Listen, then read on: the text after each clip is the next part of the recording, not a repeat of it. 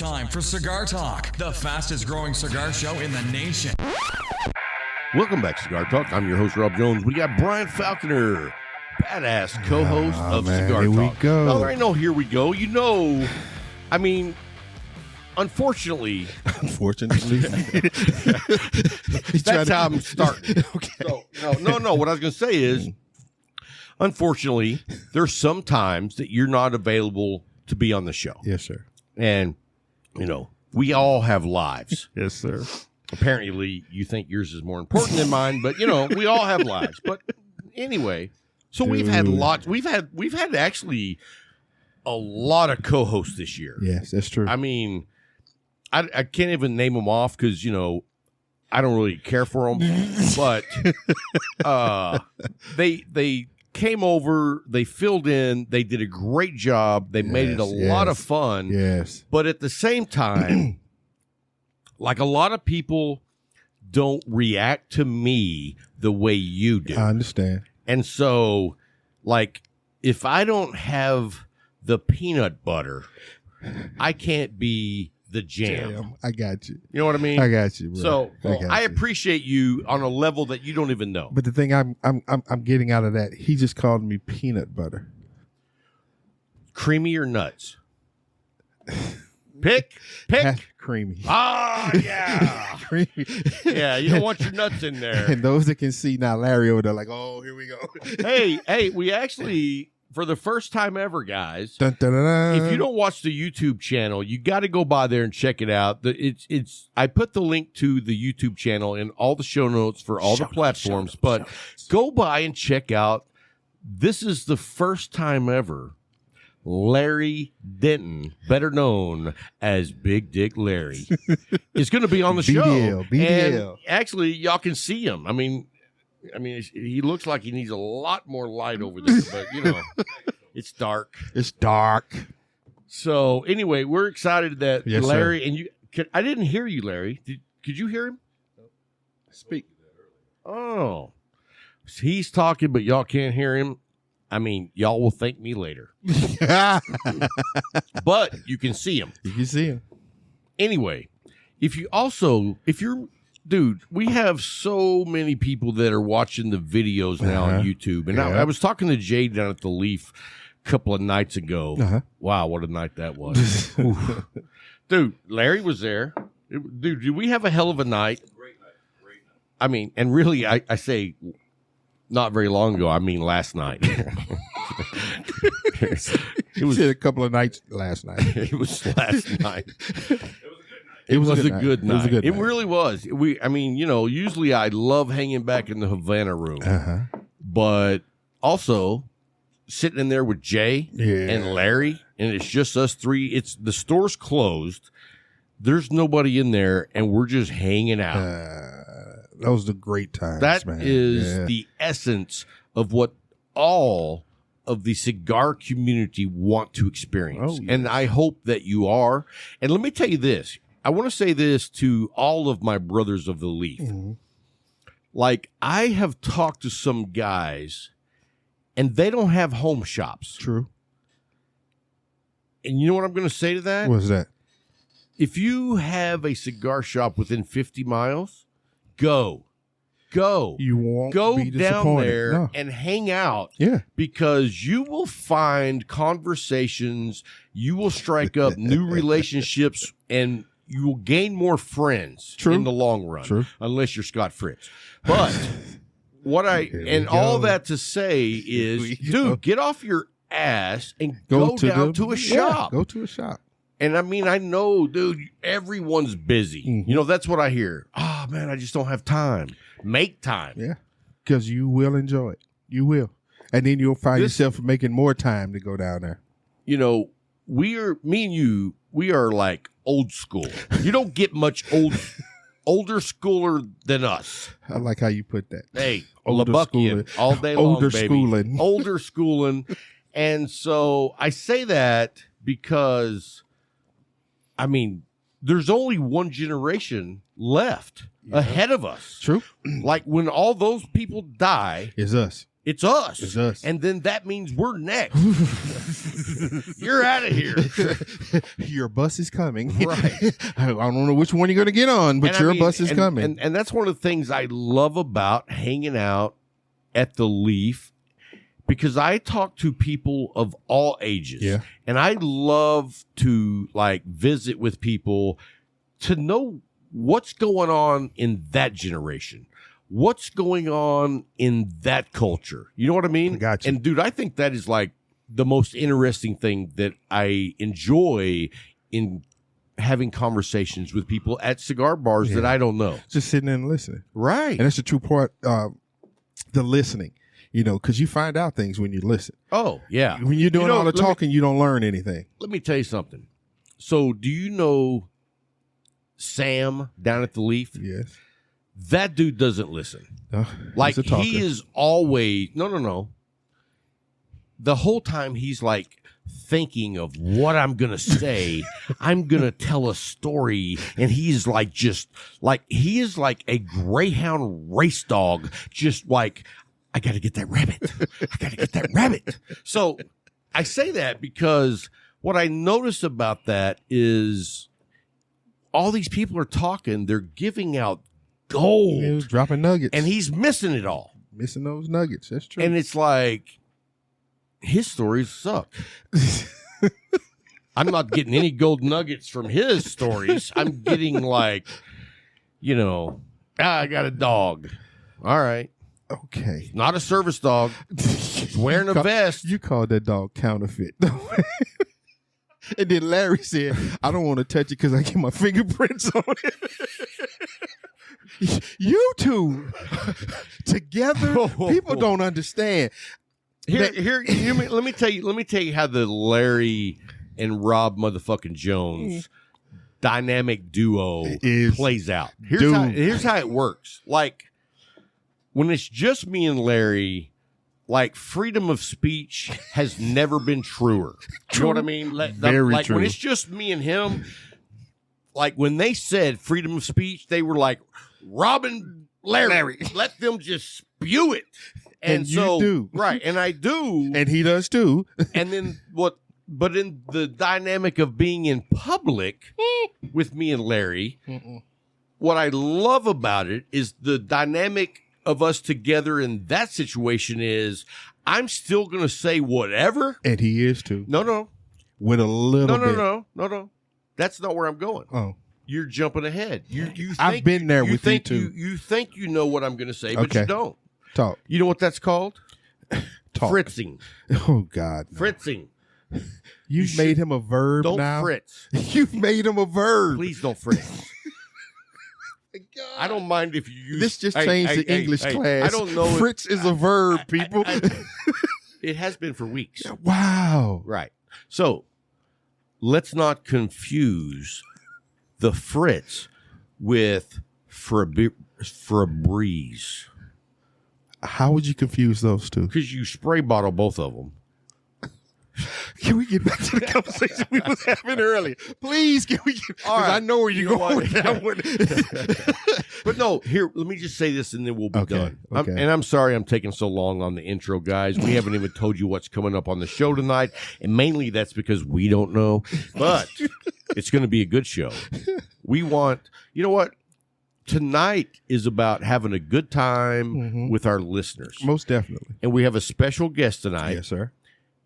And I don't know if you guys are old enough to remember the Roger and Ebert movie reviews, but we've got one of those guys as the guest tonight, and he's going to be right here. And I know we're going to talk about movies, and I want to know how they came up with the thumb up and the thumb down. Okay. I would have come out more with like, oh, Jesus, balls up, balls down. I mean, I'm disappointed, but you know what? It was... Hey, sorry. The producer saying, reel it in, Rob. Please. Reel it in. We're trying to make something of this show. Okay, sorry, guys. Oh, God. Dude, you know what? I have just been like rejuvenated because I spent a lot of time at the Leaf today, and it was just fun. Okay. Dude, Larry was there Bill was there. Bill was there before I was there. Wow. Yeah. Wow. In fact, I have an employee that I talk to on a regular basis. His name's Bill.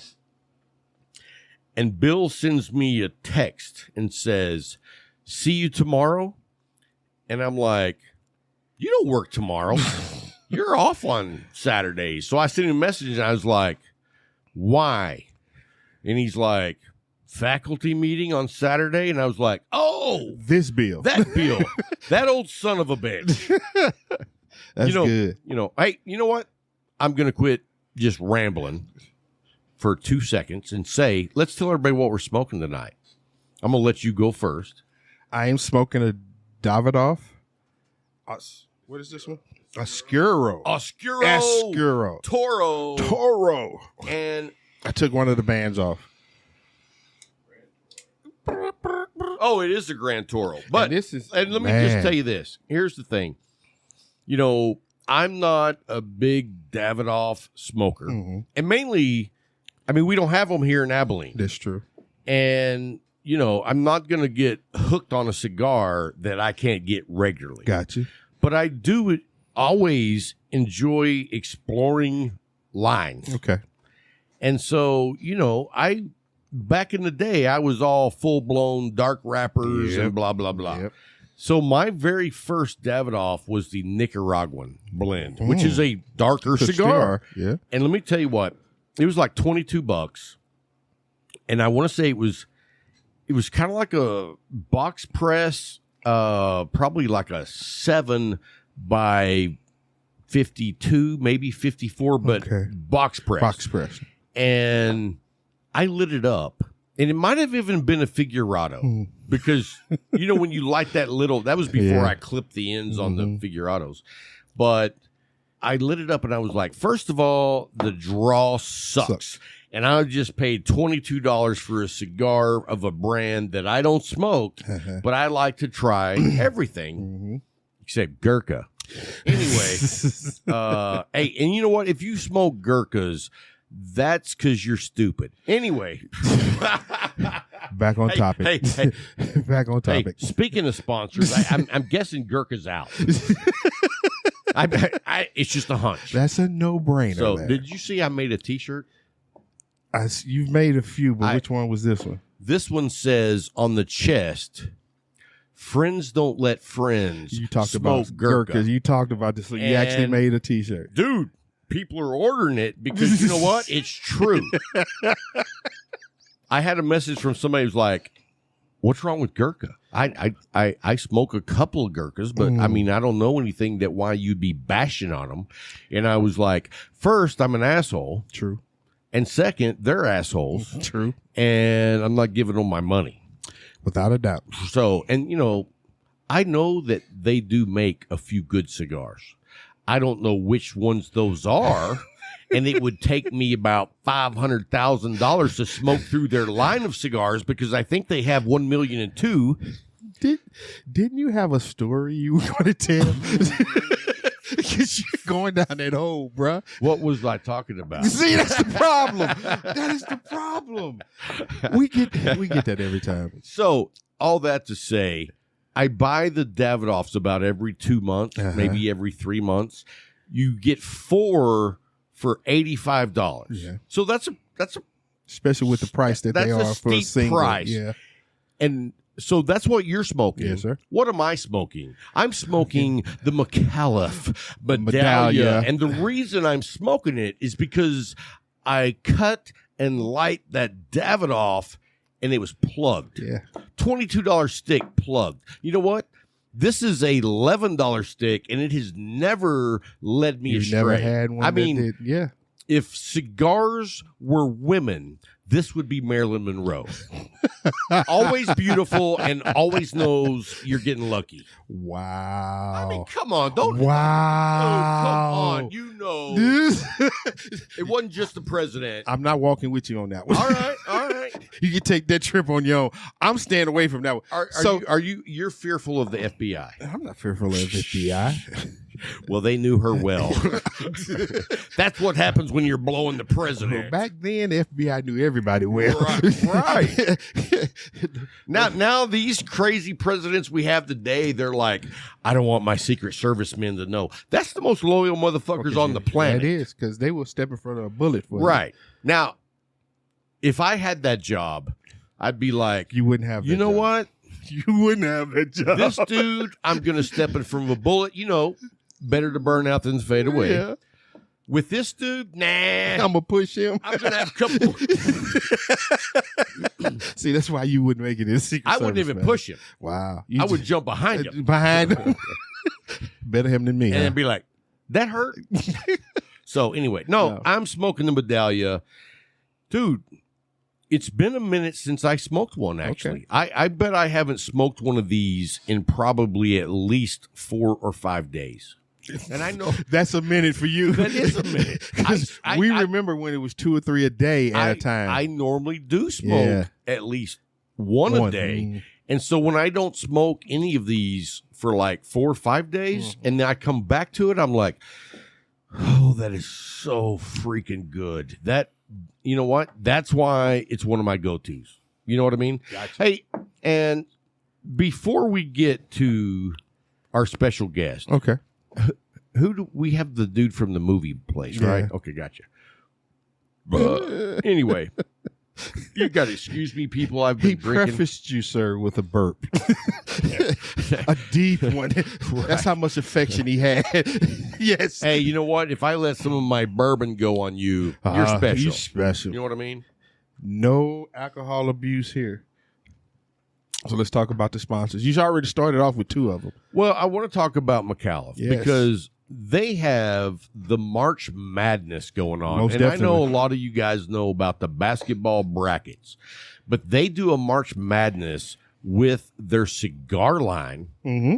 And you go in and you pick which cigars that you think are better. Mm-hmm. Or what I tell people is it's not always about which cigar you think is better, but it's play some technique and vote for the cigar you think is going to win. Yeah, because that's the only way it's going to happen. Because if you win, they're giving you cash gift cards to go buy cigars at any brick and mortar.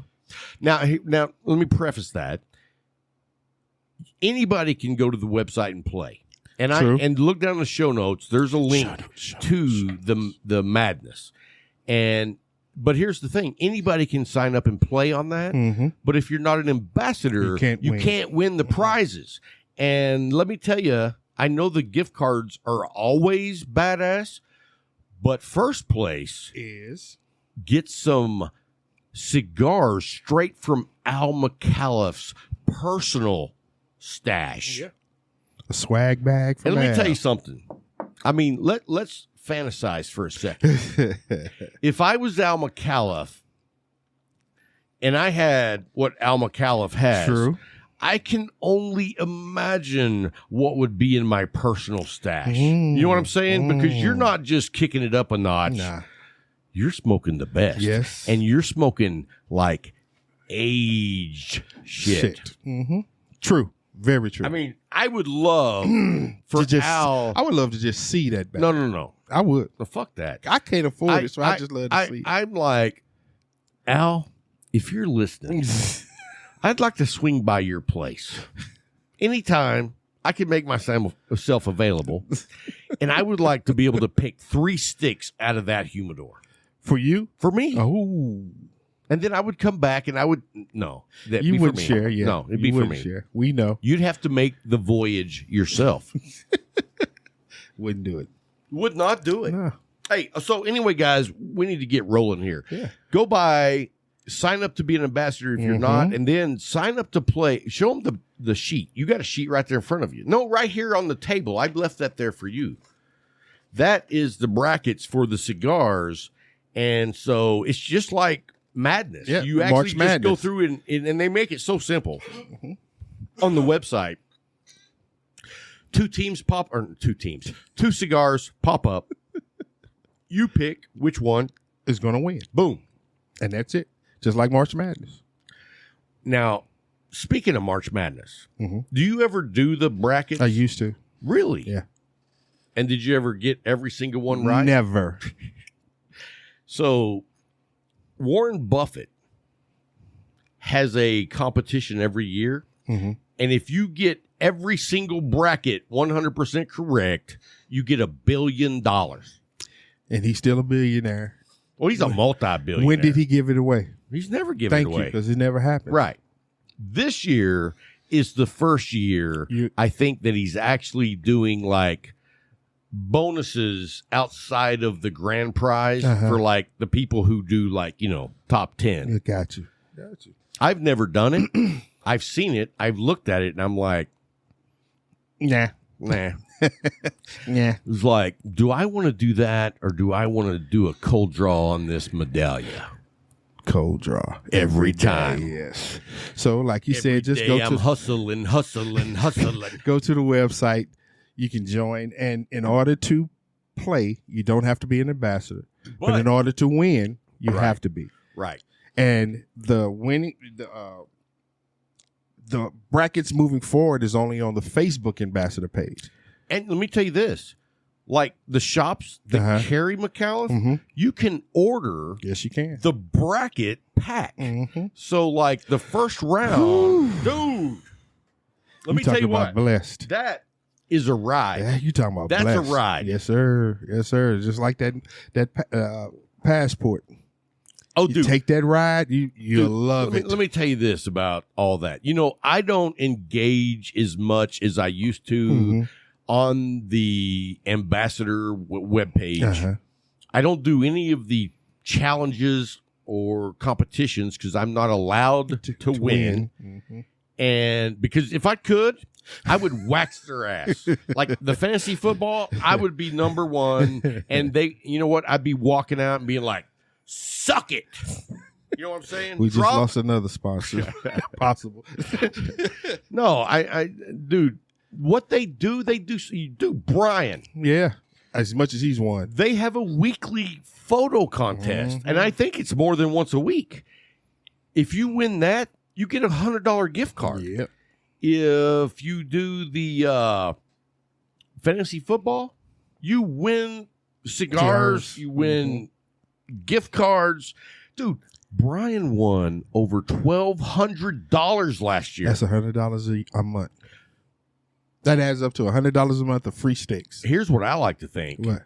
It adds up to $1,200 worth of sticks. It could be in 12 months or it could be in one day. All in one day. I'm all about it. Dude, come on. Tell the truth. Hey, so I wanted to tell you something that we're going to start doing with our Patreon team. Okay. We have the producer level. Yes, we do. You know what I'm going to do? What's that?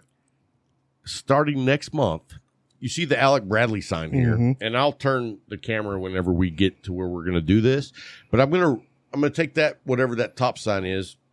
I'm drunk. I don't know. Toronto. Yeah, Toronto. We're going to take that one down. Okay. And we're going to raise the Alec Bradley up so it's like all the way up to there.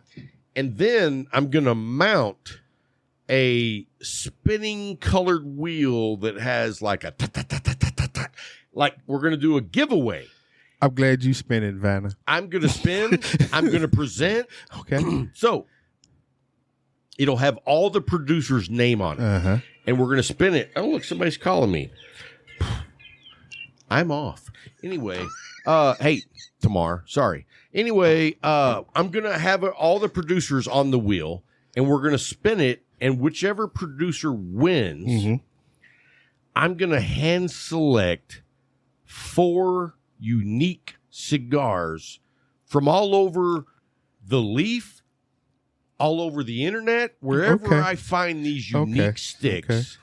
And I'm going to order that Patreon member, the producers.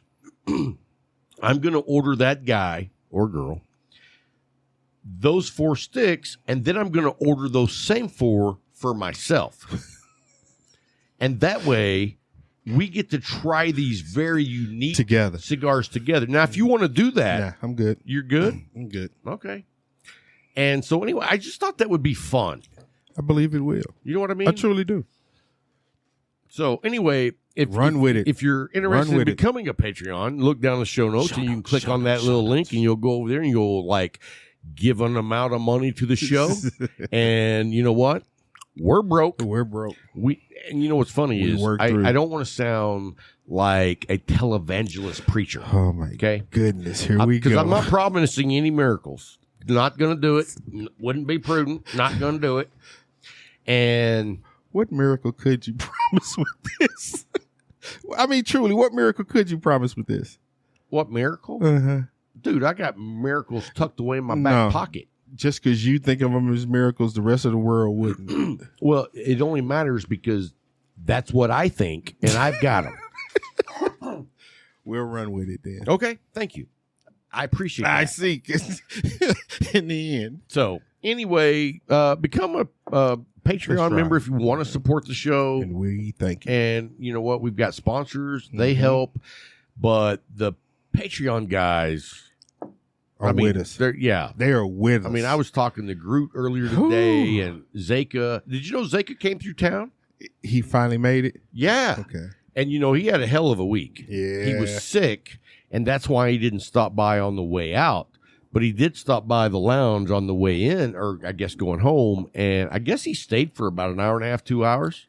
And then I drove him out to his semi. He loaded up, and as he drove off into the sunset, a lone tear rolled down my face. We're going to leave that alone because we don't know why that tear fell down your face. And knowing you, we're going to leave that alone. All right. I'm glad Zeka made it where he did. Yeah, you know what? I don't know if you know this. Oh, God. No. This is a good thing. Zeka is expecting a granddaughter. Any day. Congratulations. Any day. Congratulations. And that's one of the reasons he was in a hurry to get out here and get back because he didn't want to be gone. There. Yeah, he wanted to be there for it.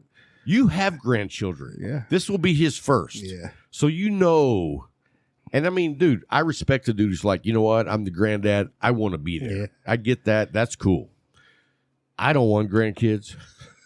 I mean, honestly, I don't want kids, but too late for that. It's kind of like the wife thing we were talking about before we started recording. Yeah. You want to talk about that? Not. Okay. Yeah. Just, you know. Not. Just kidding. Not. Bryant got fired. Not. So, anyway. No, if you want to, look it up. If you don't, that's cool. You know, we go out of business. It's your fault. Anyway. You just put it all on me. I hear you, bro. Okay. No, not you. Oh, I got you. The Patreon. Okay, if you don't want to be a Patreon and we go off the air, you know, like that PBS sad commercial that you used to hear, or no, the PCA dog thing. It's like, if you don't give $34 a month, these dogs will be murdered. I was like, so? I'm not a dog lover.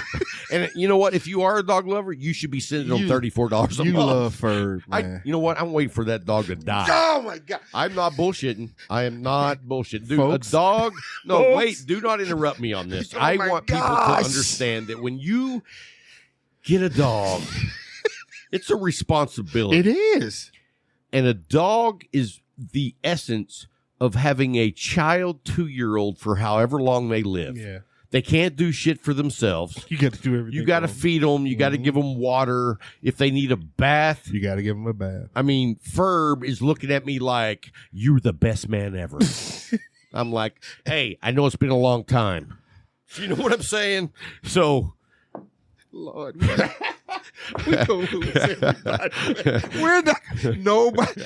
Did you hear what he said he did to the dog? Dude, when you rub his ears, he thinks you're like magical. Okay, that's rub what I his was ear. saying. That's what I meant. That's not the hand gesture you gave. He has long ears. Okay. He's like a Dachshund with like those Basset Hound ears. With beagle What do you ears. call beagles? He's like Snoopy but dumb. You know what I mean? Ferb is cool. No, man. he is cool. He is cool. You know, he reminds me a lot of Tim. And that's your best friend. Right. I'm not waiting for him to die. Dog. That would not be coaching. Tim's going to Vegas with me. Yeah, that's right. And you know what? I didn't want to. I did not want to. No, I got to tell you this one thing. I know. Okay, I'm gonna shut up. I got to tell you this one thing. You don't even know this. Okay, this is news to you. This is going to come out of like left field from a game that's going on next to yours. You know what I mean? It's not even in your game. Left field for you is dangerous. It is. And you know what? But, this is something that really shocked me. Okay. And you know, I'm not one of those guys that get shocked about very many things. At all. So I've actually been posting quite a bit on Instagram lately. I don't know why. You know, I don't like it. Because Luke is not doing it. Well, probably.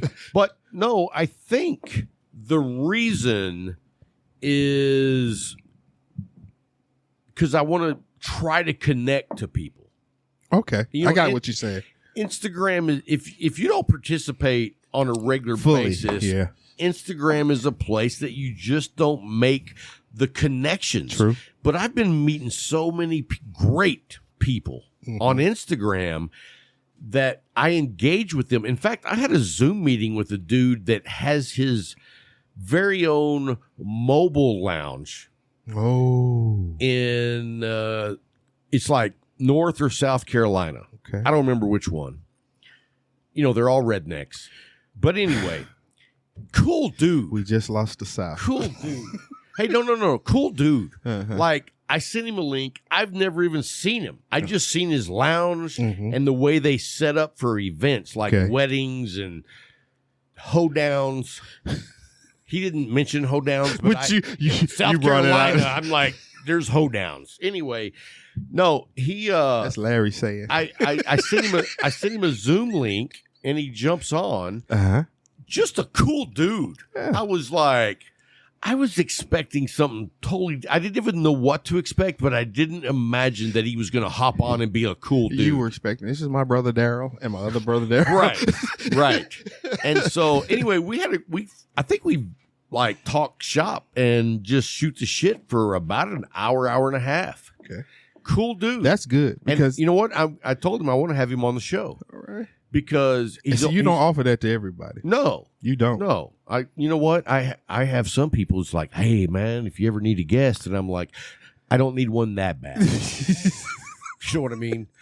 Don't say names. No.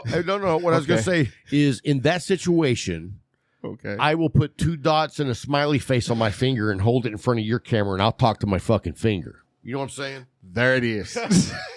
The first one. I'm serious. You know what? I love interesting people. And I think 95% of people have great stories. I want to get to know them on a level that, hi, how are you doing? Will never get you. Okay. You know what I mean? I'm with you on that. You know what? I mean, like 2 months ago, I run into Gary at the Leaf. Mm-hmm. He said, hey, man, how you doing? I'm like, hey, man, I'm doing good. I said, how is your mental health? And, he kind of like smirked and laughed, thinking I'm joking. And I was like, no, man, I'm serious. You know what? People shy away from that topic. Never ask you how your mental state is because, honestly, they don't want to know or they don't have time for that shit. Mm-hmm. You know what I mean? And you know what? I think more people should be like, when I say, are you doing all right? I mean, are you like doing all right mentally? Mm-hmm. How's your life? Got you. That's a good conversation to have. Oh, dude. Especially if the person is open enough to have that conversation and with Gary you. was. Yeah. Gary was. He was like, you know what? I appreciate you asking. Yeah. And and we dove into some really good, deeper conversation than you would have if you just said, hey, man, how's it going? Because that's a good icebreaker. Because what you're doing is you're getting rid of that facade, all that fake stuff.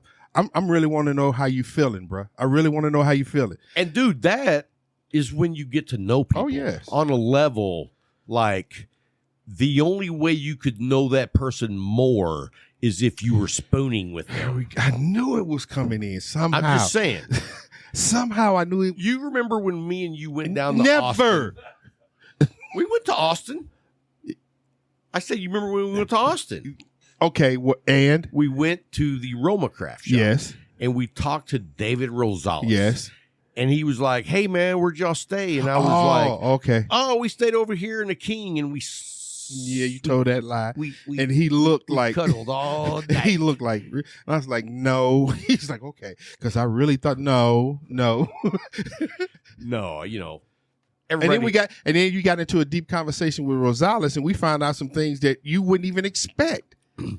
I mean, the man understood. I will say this, I don't normally talk about people that were my favorite interviews, but there's 3 people that were my favorite 4. Okay. The first one I'm going to say was the college coach that had the national from Clemson. Yeah, from Clemson. The national he had the 2 national championships and the ACC championship. Boom. Ring. Yeah, because I got a picture with all 3 of them. That was a 2.5 hour interview. Great guy. I learned a lot of shit that I didn't know, and I learned a lot of shit I didn't want to know. But, that's the way it goes when you dig deep. And then the next one on my list in order would probably be Steve Saka. Okay. Like, Saka was cool, laid back.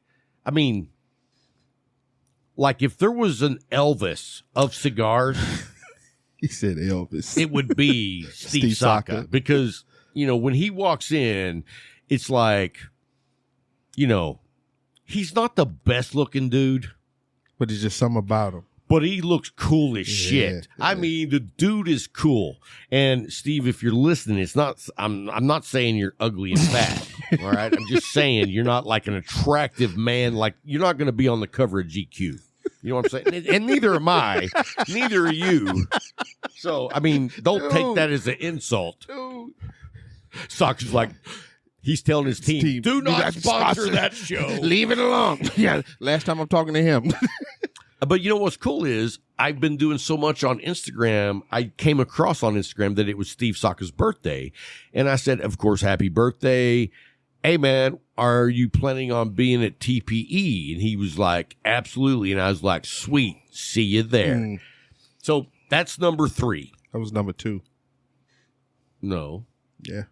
I'm going backwards from 4, 3. But you said number 1 on the didn't he? He said number 1 on the Clemson It coach. doesn't matter what I said. Just matters what I mean. We have to put our ESPN on right now. You know what I'm going to do? What's that? I'm going to book you a session with a Lubbockian teacher. I need you to understand me better. I'm done. Thank you. Perfect sign. I'm done. Hey, so anyway. We go to number 2 now. Oh, yeah. I guess I will. I was going to do that when we come back, but okay. So at number 2 is Rosales. That was a great interview. It went so far in so many different directions that I never would have expected. And so it was like, this dude's cool, laid back, and very open. Very open. The dude talked about living in the projects and eating fried bologna sandwiches, man. Been there. And I was like, oh, he been where I've been. That was that common ground. It was like, wow. And he was old enough to relate. Totally. I mean, if he was like 20 years younger, I don't care if you did eat bologna. You didn't eat the way we did. Right. You didn't understand it the way we understood. You didn't love it. Yes, sir. Yes, sir. But no, I really enjoyed that one. In fact, what was crazy is that interview was like 4 hours. It was. I turned that into 2 2-hour shows. And then when we turned off the recorders, we still hung out and talked for 2 more hours. Yes, we did. And learned even more. Yes, sir. It was an experience. It was. And I got to tell you this, if you guys are ever in Austin and you have opportunity to go by the headquarters of Roma Craft, yes, do it. Do it. Do it. Do it. That's a must. So, number 1. Yeah, I want to hear who number 1 is now. I don't know if you remember that young 21-year-old out of like Atlanta that was making his own cigars. Young guy. They called him like Yazzie or something. Well, it wasn't him. So, anyway. You got me sitting there thinking, I was like, ooh. That was the worst. And when I released that episode, I was like, man, it's hard to let a dude be on the show that you know is so full of shit. You know what I mean? It was like when he talked to me on Instagram, I was like buying all the shit he was saying. And then when I had him on the show, I was like, wow, Cigar Talk looks like a joke. I don't remember his name, but anyway. So I bet he's not selling cigars anymore. We just need to know who number one is. Robert Caldwell. All right. I give you that. That dude was probably an hour and 45-minute interview. And intriguing. The dude was about as real as you can get. Yep. And like Zaka, when he was talking, dude just don't give a fuck. Yep. But he doesn't take you down deep rabbit holes like Caldwell does. Yeah. Like Caldwell takes you down a rabbit hole, and by the end, you're like, wow, you help out homeless people. Yes. You know what I mean? You still get it. Yeah, exactly. You still get it. He does a charity. Yeah. Did you know that all of the lost and found line cigars all goes to charity? Yeah. He does not make money off of that. And still does it. Is persistent in doing it because he still goes looking for those lost and found so he can make sure. And I have not smoked a lot of different ones. Me neither. But the ones I can tell you the swollen cock. You love that. I do love the swollen cock. That cigar, especially in the Figurado. Yeah, you love that stick, boy. You love that stick. And, I mean, who doesn't want to say, I'm puffing on a swollen cock? I don't. You smoked it, but I didn't want to say I was puffing on one. That's your words were, who doesn't want to say? I don't. Right. Okay. Well, hey, we're going to go to our movie critic. Yes, sir. We're going to talk to Siskel Ebert. He went from Roger to Siskel Ebert to Roger Ebert. Hey, Roger's the fat one. And this dude ain't fat. His jowls are a little thick, but he's not fat. If anybody wanted to listen to a show that offended everyone, I wish this mic was working. What'd he say? This is it. This is it. So, hey guys, I hope that you guys enjoy this next guest. I've actually talked to him about coming on the show for, I don't know, like 2 years. Well, the show hadn't been around for 5 years, so I know it hadn't been 5. But anyway, I really wanted to have him on the show because I want to know how the whole thumbs up and thumbs down thing got going. You know what I mean? I can only imagine that one day there was a bottle of Jergens. No, help us, people. Help all right. I'm going to mess around. Anyway, guys, I never did tell you guys what I was drinking. And the answer is a lot. But anyway, tonight, we are drinking the George Dickel Bottle and Bond, 100 proof and full of flavor. They do not sponsor this show, but I do sponsor them, like weekly. Anyway, all right, guys, we got a special guest coming up next. Don't go anywhere. We'll be right back.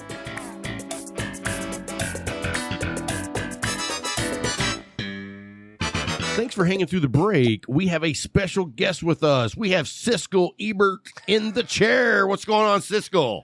Well, you know, I'm doing all right. So, first of all, I didn't know if you were old enough to watch those guys. Like, did you watch the guys? I didn't watch them. I know who they are. Okay. See, I grew up watching them. Like, that's the only place we could see movie trailers. That's adorable. That may be because I lived in a trailer. But that's how we saw what movies were coming out. We didn't give a shit about the thumbs up and thumbs down. But just to be fair, let's go ahead and introduce. We do have the one and only. Dude, we've been trying to get on the show for like 2 years. And when I say trying to avoid this dude. But anyway, he caught me. That's right. And said, I still haven't got the invite. And I apologize because you can ask other people. When I talk about you and your Marine service, that not a statement of fact. People are used to that. You don't have to clarify. You don't have to let people know that I'm making shit up, okay? Well, you know my motto. If you heard it here, you heard it wrong. Yeah. I live by that. And Because when I tell people either like when someone just asks me to pass along a message to so and so, I want to make that message like memorable. You know what I mean? Mm-hmm. It's like I don't want to just pass a message along that says, "Hey, don't forget you need to be at work at 8:00 a.m." You know, that's not fun. Yeah, I feel you. I'm a little different. Yeah? I try really hard to convey the correct message. I care about the truth. I'm just not very good at it. So there's where our difference is. Oh, by the way, this is Jordan Driscle. You got it. Bam. Damn. Dude, you don't understand. Hey, are you impressed? Boom. I grew up West Texas in Lubbock. And Bryant likes to imply that maybe the Lubbock school system was not the best. And being around me, understanding that his view on the Lubbock educational system is based on what he's seen from me, I'm like, I agree. I mean, but also Lubbock. Like, you know what? I love Lubbock. It's fine. It's fun. Not fine. It's fun. It's very satisfactory. No. Lubbock would be better now, if it were... okay, let's back up. I do want to hear where this goes, but what is Abilene? It's very satisfactory. Except it's closer to anywhere you want to be than Lubbock, so it's better. And I'm not from here, so I mean, I've got... Where are you from? Where'd you grow up? Not where did you move here from, but where did you grow up? I claim Georgia because that's where I went to high school and that's where I was born. But last 2 years of high school, but from birth to, like 10th grade, I lived everywhere. Europe, Caribbean, West Coast, East Coast. You lived in the Caribbean? Yeah. Well, let's fuck all that other shit and let's talk about that. I don't give a shit about the states you've lived in. They're the states. What was it like being young in the Caribbean? Was it badass? It was pretty fun. It's pretty fun. Like what I see though, and I don't want you to take this as an insult. From you, never. Thank you. 'Cause I mean, I'm guessing when you were young, you were like the nerdiest dude in the school. I was until about probably 9th or 10th grade. Okay, what happened? Then I was still a fucking nerd. Still a nerd. Okay. Still a nerd. Still am today. Yeah. And that's one of the reasons I say that, because you actually travel in a pack of nerds.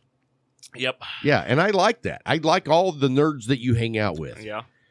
I'm not that.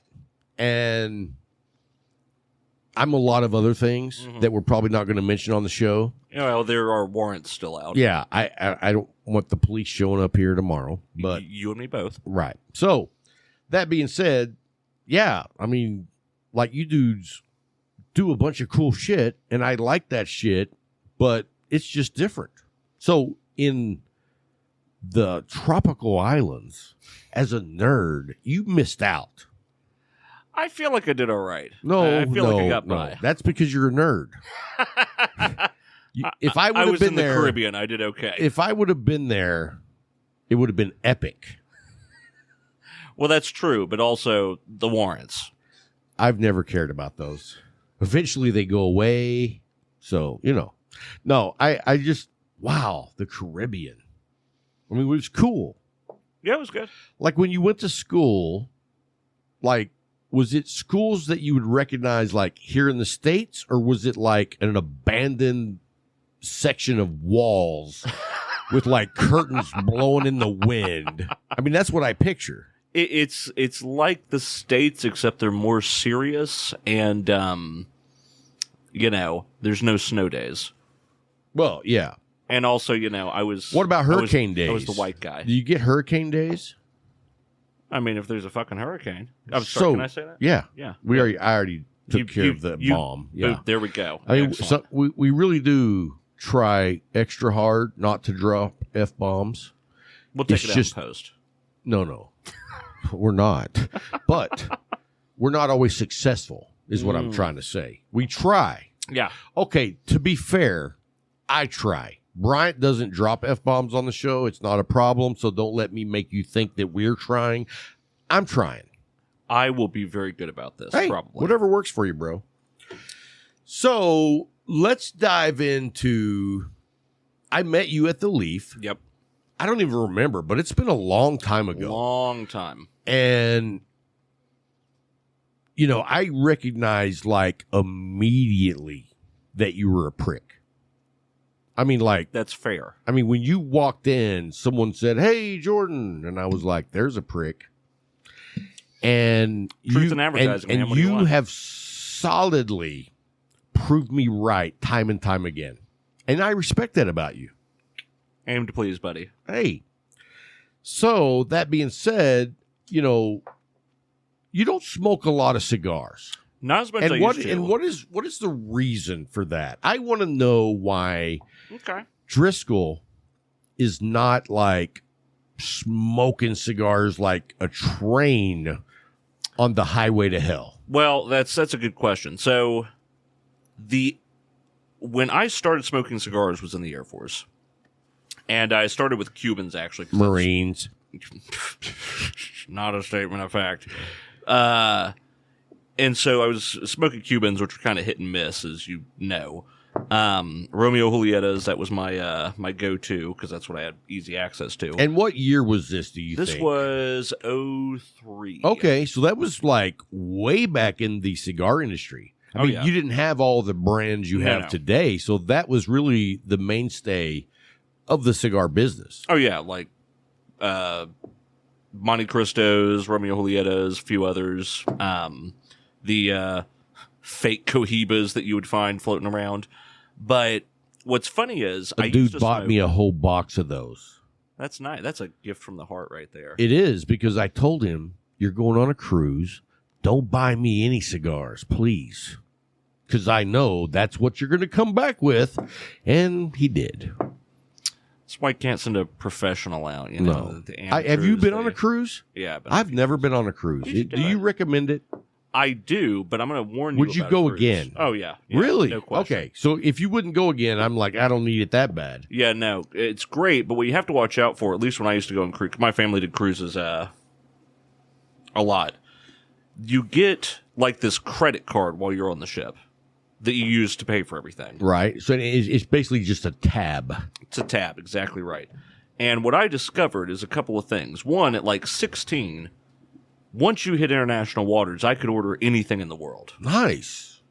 Anything. Good to know. And I had I mean, this card that was like a note from mom that said you can have whatever you want. wow. And but yeah, Did wow. you need the card? Well, to get anything, yeah, you had to like give it to them. and they'd scan it, but I and it mean, would go to your... did the bartender want to see the note from the mother? No. Or did he not give a The shit? card is all. There was no note from the card was like that. Oh, It there like was just a no free note. Yeah, it was just the card. So Oh. it says it's like a little credit card. With a Oh, cruise so when ship you on said it. your mother said get whatever you want, you meant verbally.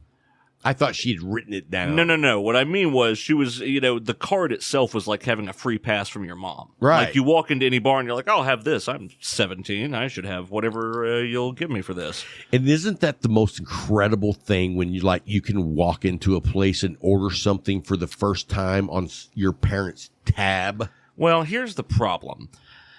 I was not thinking through the chess game of what I was doing. Because it was your first time? Yeah, it was probably 16s when this really happened. It was bad, too.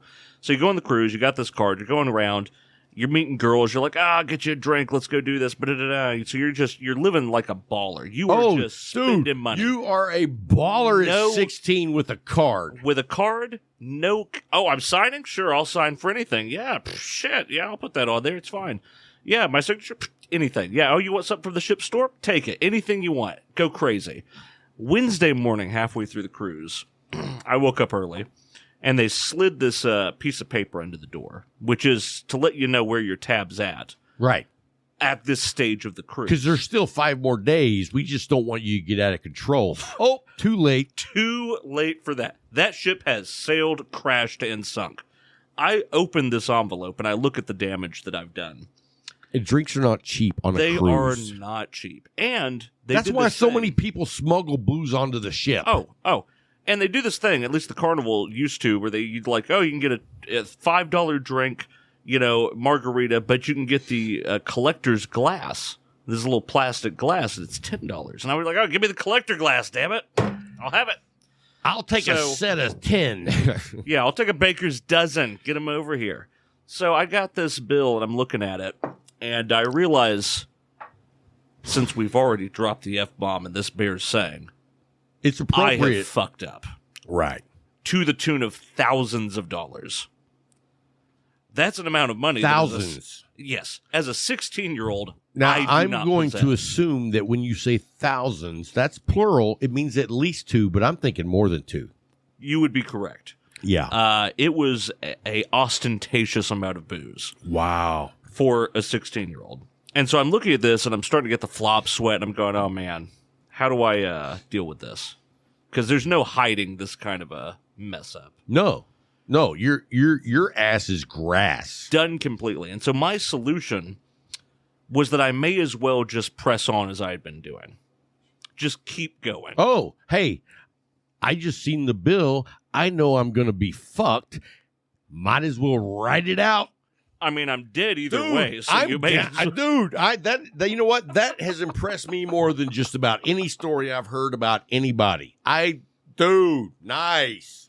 I believe my family is still paying that off. You're like, I'm going to be in trouble. I was in God's own trouble. It was bad. And you were balling at 16 on a cruise. It was with chicks in bikinis, I assume. There were. Yeah. And I mean, it would have been to a smart person a wonderful lesson in finance. I mean, I'm like, darling, if you've got one of those square card readers in your bikini, I'd like to swipe my card. That's right.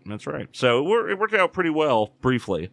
At the end of the cruise, there was a price to be paid by a lot of people, myself included. Wow. Oh, yeah. I mean, what kind of price did you pay? You didn't have money. Well, yeah. I paid in servitude, flesh, and pain. Okay. It was, everyone else paid in money for my mistakes. I paid for my sins in blood. Now, when you said who else paid? Who else? Well, I'm pretty sure my grandparents are still paying that off. So it wasn't like the people you were buying drinks for. No. This is people who feel sorry for you. No, this is people that were stuck with the bill that I wrote them. They didn't feel sorry. They did not. I was spending money like the U.S. Treasury. Like I had no concept. They just print more. It's fine. We have all the money in the world. It's a card. Hey, this receipt is only paper. Yeah, I understand. I don't think I ever had that opportunity, but I've had some, if you get it, you should take it. I'm down. Someone else's money that you have a good 10 days you don't have to worry about. Right. Oh, man, go crazy. I think that would Highly be amazing. Yeah. And speaking of other people's money, I have to say this to your viewers. If you're sitting there right now, surrounded in your den of iniquity with your tobacco smoke, feeling the weight of guilt pressing down on you like gravity, there is only one thing for you to do. Reach deep into your pockets, open your checkbook, and sign up for your Patreon. Boom, motherfucker! If you gave $3 before, we just need a few dollars more. Hey, you're not old enough to remember this song, but there was a song in the techno clubs back in the 80s, early 90s, called, it was the band, I don't know if you even call them a band, techno, because there's not like, a drummer and all that shit. Yeah, I'm wondering how depressed I'm going to be when I hear this. What do you got? Well, I mean, it's basically a bunch of like computer stuff. Mm-hmm. Well, like four dudes. I know what techno is. Jerking each other off. Sure. That's how you do techno. But the song, and I don't know the name of the song, but it went like this. Hey, poor. Hey, poor. Hey, poor. You don't have to be poor anymore. And it was, and Jesus is back. And I don't know why, but I have never forgotten that song. I don't even know where that came from. Anyway, how's your day? We're all fine here now. How are you? Good. So, what's keeping you from being a full-time cigar smoker? We went off on a rabbit hole. We did. And we ended up in my frivolous spending. hippopotamus hole. Yeah, how I pissed away the family fortune. Yeah. So anyway, back when it's actually another good tale of my financial mismanagement. So I got out of the Air Force, had a number of, those kid jobs you have when you're growing up, and I smoked a cigar a day. Like I was at the Leaf, version 1 of the Leaf. Okay. Way back, original location. I was burning a stick a day. And so that was back in like 98. No, 96. we're talking the mid 2000s, early 2000s. Okay. Through there. So right before they moved. Probably a good 5 years. Like it was a number of years. Because when I got to Dias, the base here, I found the Leaf and I just, got into cigars. So I used to smoke a ton of cigars. I also had a lot more free time. Really what's killed me now is when I finally have the money to afford cigars, I don't have the time for it. You know what? You have however much time you think you're worth. All right, keep it in church, Rob. You deserve more. And if you pick up that phone. There it is, yes. Just reach in your pockets. So that was more of a Bill Clinton just. Yeah. I could never do any Bill Clinton stuff. You could if you tried. I probably, but I didn't. I was more of a W guy. You know what I mean? I mean, because he was pretty easy. Sure. You know what I mean? And I'll bet he inhaled. Oh, and snorted a kilo, Yeah. Dude was not shy. But I tell you what, I'm a fan of his senior life. He's actually a pretty badass dude. I didn't know that before. Even Larry said. And so if Larry says that a Republican is a stand-up dude, wow. Larry, can you confirm that this statement is true? That's not exactly. Larry says that's not exactly what I said. You heard it here, you heard it wrong. So, anyway, one of the other reasons I wanted to have you on the show is because you used to do a podcast, like way back. Yeah. What year was that? No one knows. No. I want you to think about that because most podcasters that are around today didn't start as far back as you did. There's very few podcasters that made it that far. You know what I mean? Like Adam Carolla. Boom. It had to be 10 years ago. Coming close. It was a while back. Yeah. It was a few years back. But it was not nearly as nice as all. You got a whole apparatus here. There's these lights at me. There's cameras everywhere. You got a producer over here pressing buttons and switches. And we got bourbon and cigars. And I had that. I was able to you need another bourbon? Here you go, bro. Yeah, I keep finishing my glass. I'm going to let you do your own. Yeah. Well, you know how responsible I am with an open tab. Hey, and by the way, I need you to raise your right hand and repeat after me. If I crash and die, you are not responsible. Listen, there's not a jury in the world. Oh, Larry needs the bottle. Oh, hey, yes. Wait. Let me get poured and then you can have it. Because once it goes over there, it takes a long time to come back. I'm just saying. There's not a jury in the world that would convict you in Texas of my driving accident, even though you've clearly been plying me with booze. Well, it wasn't the booze I was worried about. It was the roofies.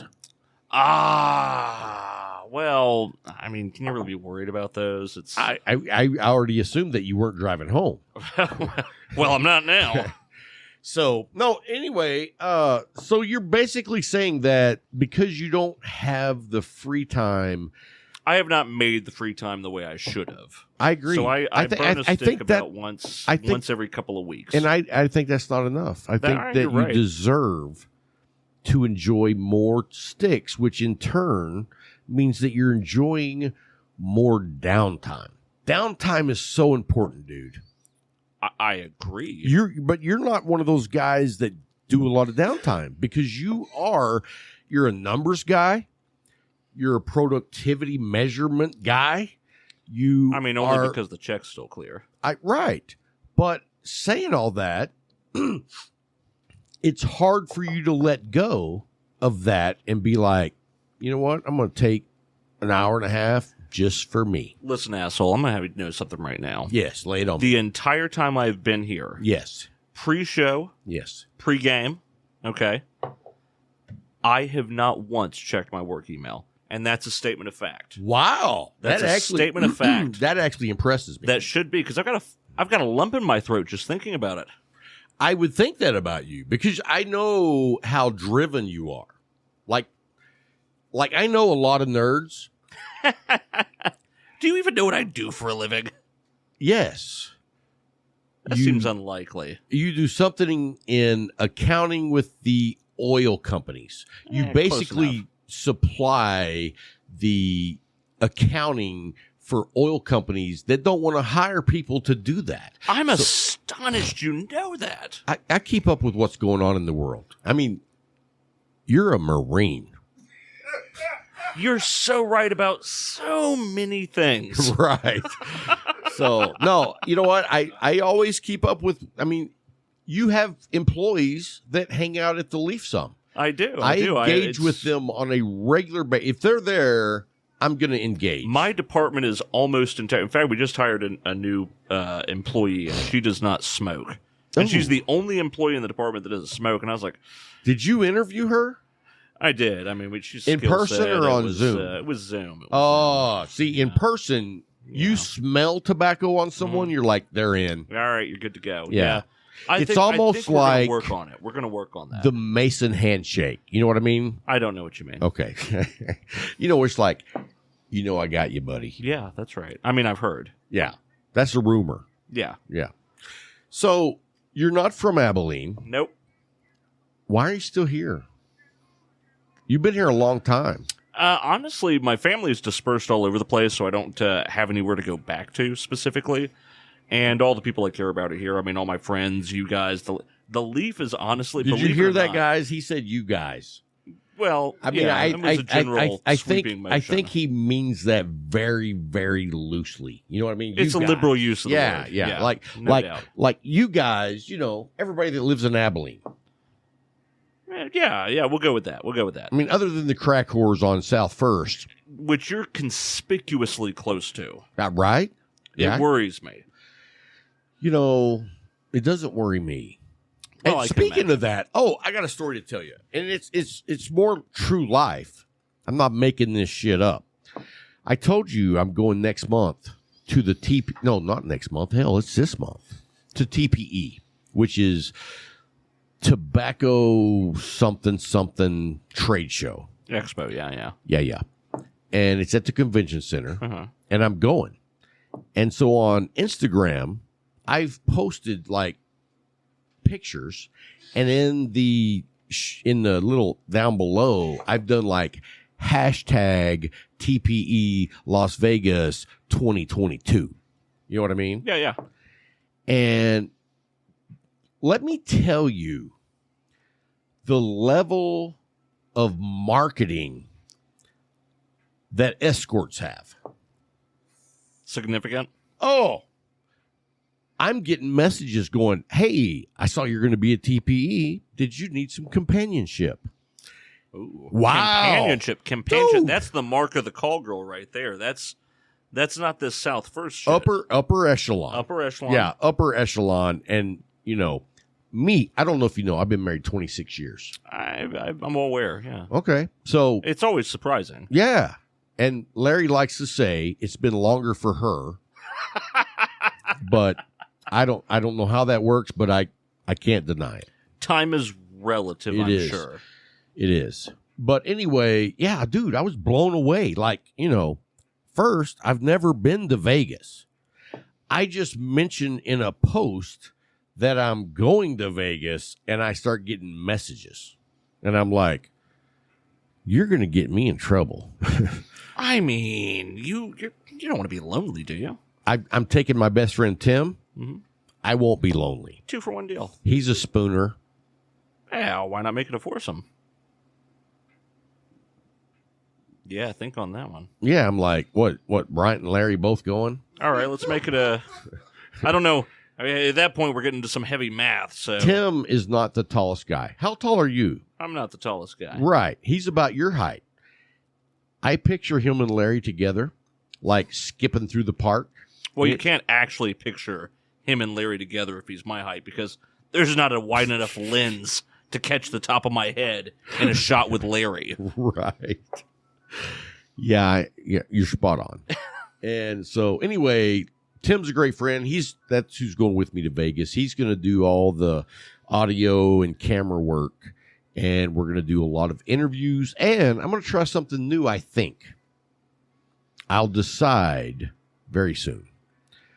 Do you know what Twitch is? I bet you do. That's like a video gaming thing you stream, right? Yeah. Nerd. All day, every day. Anyway, I'm on there now for Cigar Talk. And at first I was like, you know what? This is all a bunch of young people. Like when I say shit sometimes in chat rooms, people are like, how old are you? First off, where are you finding chat rooms, Grandpa? Like on Twitch. Okay. When people are streaming, they're playing video games. Okay, well, chat room's probably a liberal use. But when you say chat room, that you're makes thinking like, back in like 1998 when you were like on those dark when you were web. When you were talking to like a 500-pound guy in his bathtub in Baltimore saying that he was a girl. 5'2". Baltimore. Come on. 38, 24, and I stand 48. by that about Baltimore. Unless there's sponsors there, in which case Baltimore's a wonderful town. I don't know what is in Baltimore other than Larry's mother. Like, not a thing. Well, there's a football team. There's Larry's mom. There's crime. Oh, yeah. That's where Larry grew up. See, he's very defensive about Baltimore. He's like, there's crime everywhere, asshole. There's the Washington Monument, the Junior League Washington Monument. Is there really? Yeah, there's like a second Washington Monument, but it's a little tiny one that's like It's in Mount Vernon Place. In Mount Vernon Place. And how tall is it? Not as tall as the Well, I gathered that. It's tall, though. Like 50 it's feet. like a little taller than Larry. Like it's not that. It's got George Washington at the top of it, pointing. Pointing where? Either toward D.C. or the center of Baltimore. Pointing towards the future. Okay. Thank you. I'm down with that. Fort McHenry. Okay. What is that place by the shore? Fells Point? What is it? Point. Yeah. Federal Hill. Yes. I know a little Baltimore. I've been held up there a time or two. Really? I was all white collar. It's fine. I've never been to Baltimore. I would strongly advise you pass on it. That's what I thought. Unless you're with Larry. Larry probably knows the safe places to go. But that's why I like hanging out with that dude. That's what I was going to get to, but Bryant kept cutting me off the whole time I was telling that story earlier. Whenever I am with Larry, I know if shit gets out of hand, Larry stands up and they shut the fuck up. And it's good that's where it ends. Because, right. Let's be honest, Larry probably can't throw much of a punch, but he is a towering individual. I don't know about his punch, but have you know, yeah. I don't think you have to throw a hard punch when your hand is that big. That's like a cinder block coming at Right. You don't have to go fast. You just have to get it there. He's got 23 feet of legs on him. I mean. You remember, well, you're probably too young, but do you remember Sugar Larry?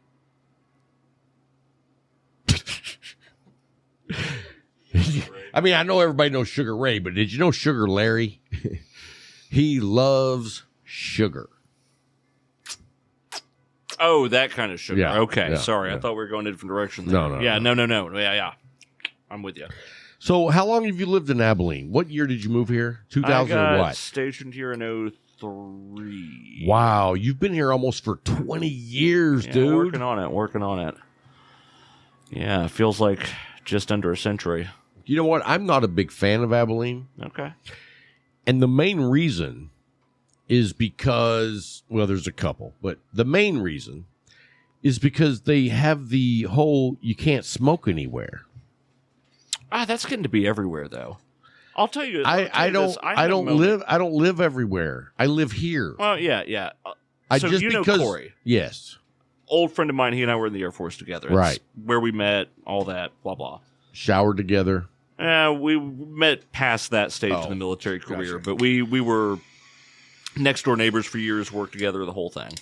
So Corey and I have been friends for 20 years now, and we went to go do something in Fort Worth one weekend. I don't remember what we were doing in Fort Worth. Probably went to Cowtown. Hard to say. I was probably drunk most of it. So we get there, and he's like, "Oh, I love the Hooters restaurant. I love the whole, the chili that they make there and all that." And I'm like, whatever. Hey, turn that volume down. I'm hearing that. All right, go ahead. So we go into this Hooters, and the lady asked me a question. This is like 2005, 2006, and I thought they had done away with all it. Because in Abilene at that time, you couldn't smoke inside anywhere. They had already killed it. In 2005? I'm pretty sure, yeah. Like, that's when they killed the bars. And see, that's why I don't like it here, because they're ahead of the curve on everything that's fun. Yeah, well, there's that. So we walk in, she goes, "Do you want smoking or non-smoking?" And Corey and I looked at each other, and I don't like smoking when I'm eating. I like a cigarette or something directly at a bar. After. Or at a bar. Or at a bar, or directly after I finish a meal. I mean, there's nothing better than to smoke right after you eat. Absolutely. And I was like, well, smoking, obviously. May as well live it up while we're here. So we go and order, like, the endless crab legs. Oh. And the only tobacco I had on me was a cigar. And so we're in the smoking section, all these people with cigarettes, and Corey and I light up cigars in this food, which, by the way, yes, not what they had in mind when they said smoking section. Right. As it happens. But the fact that they didn't not come out and say, no, you can't smoke that, is awesome. Because I've been to places, they said you could smoke. I lit up a cigar, and they were like, can't smoke that in here. Not what we had in mind. Right. Why don't you try some weed? And that really just irritates me. When I was down in Houston, I was like, Monday Night Football, I got a couple of cigars. I'm going to go watch the football game, Monday Night Football. I go, and I'm like, hey, this is smoking, right? And they're like, yeah. I go in, I sit down, I light up a cigar, and I'm told, no, you can't do that here. So I leave, of course. Oh, sure. You didn't tell them to fight you over it? No. I mean, it's not my business. Oh, fair enough. I mean, I'm all about my personal rights. Mm-hmm. And as long as my rights don't infringe on your rights, never mention to me what you think I can and can't do. Right there, I give you that.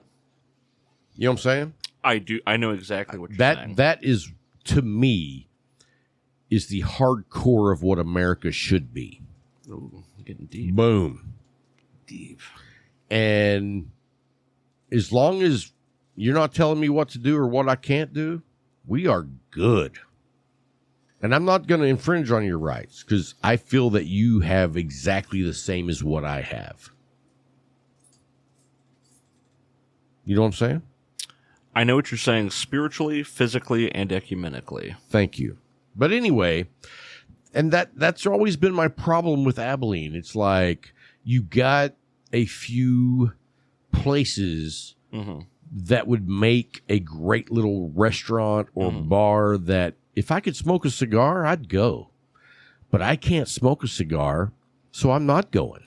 Well, the problem with Abilene is, and I mean, we all know, you guys don't have any major ties to Abilene in the show, do you? None. Oh, well, the Leaf. We'll get to that later. I mean, for years, Abilene has been run by the little cult of 80-year-old Church of Christers that run ACU and the bunker underneath Wildcat Stadium dictating all the puritanical rules. You know, underneath the stadium, there's actually a missile silo. That sounds like bullshit. I agreed. When I heard it, I was like, that's bullshit. Google it.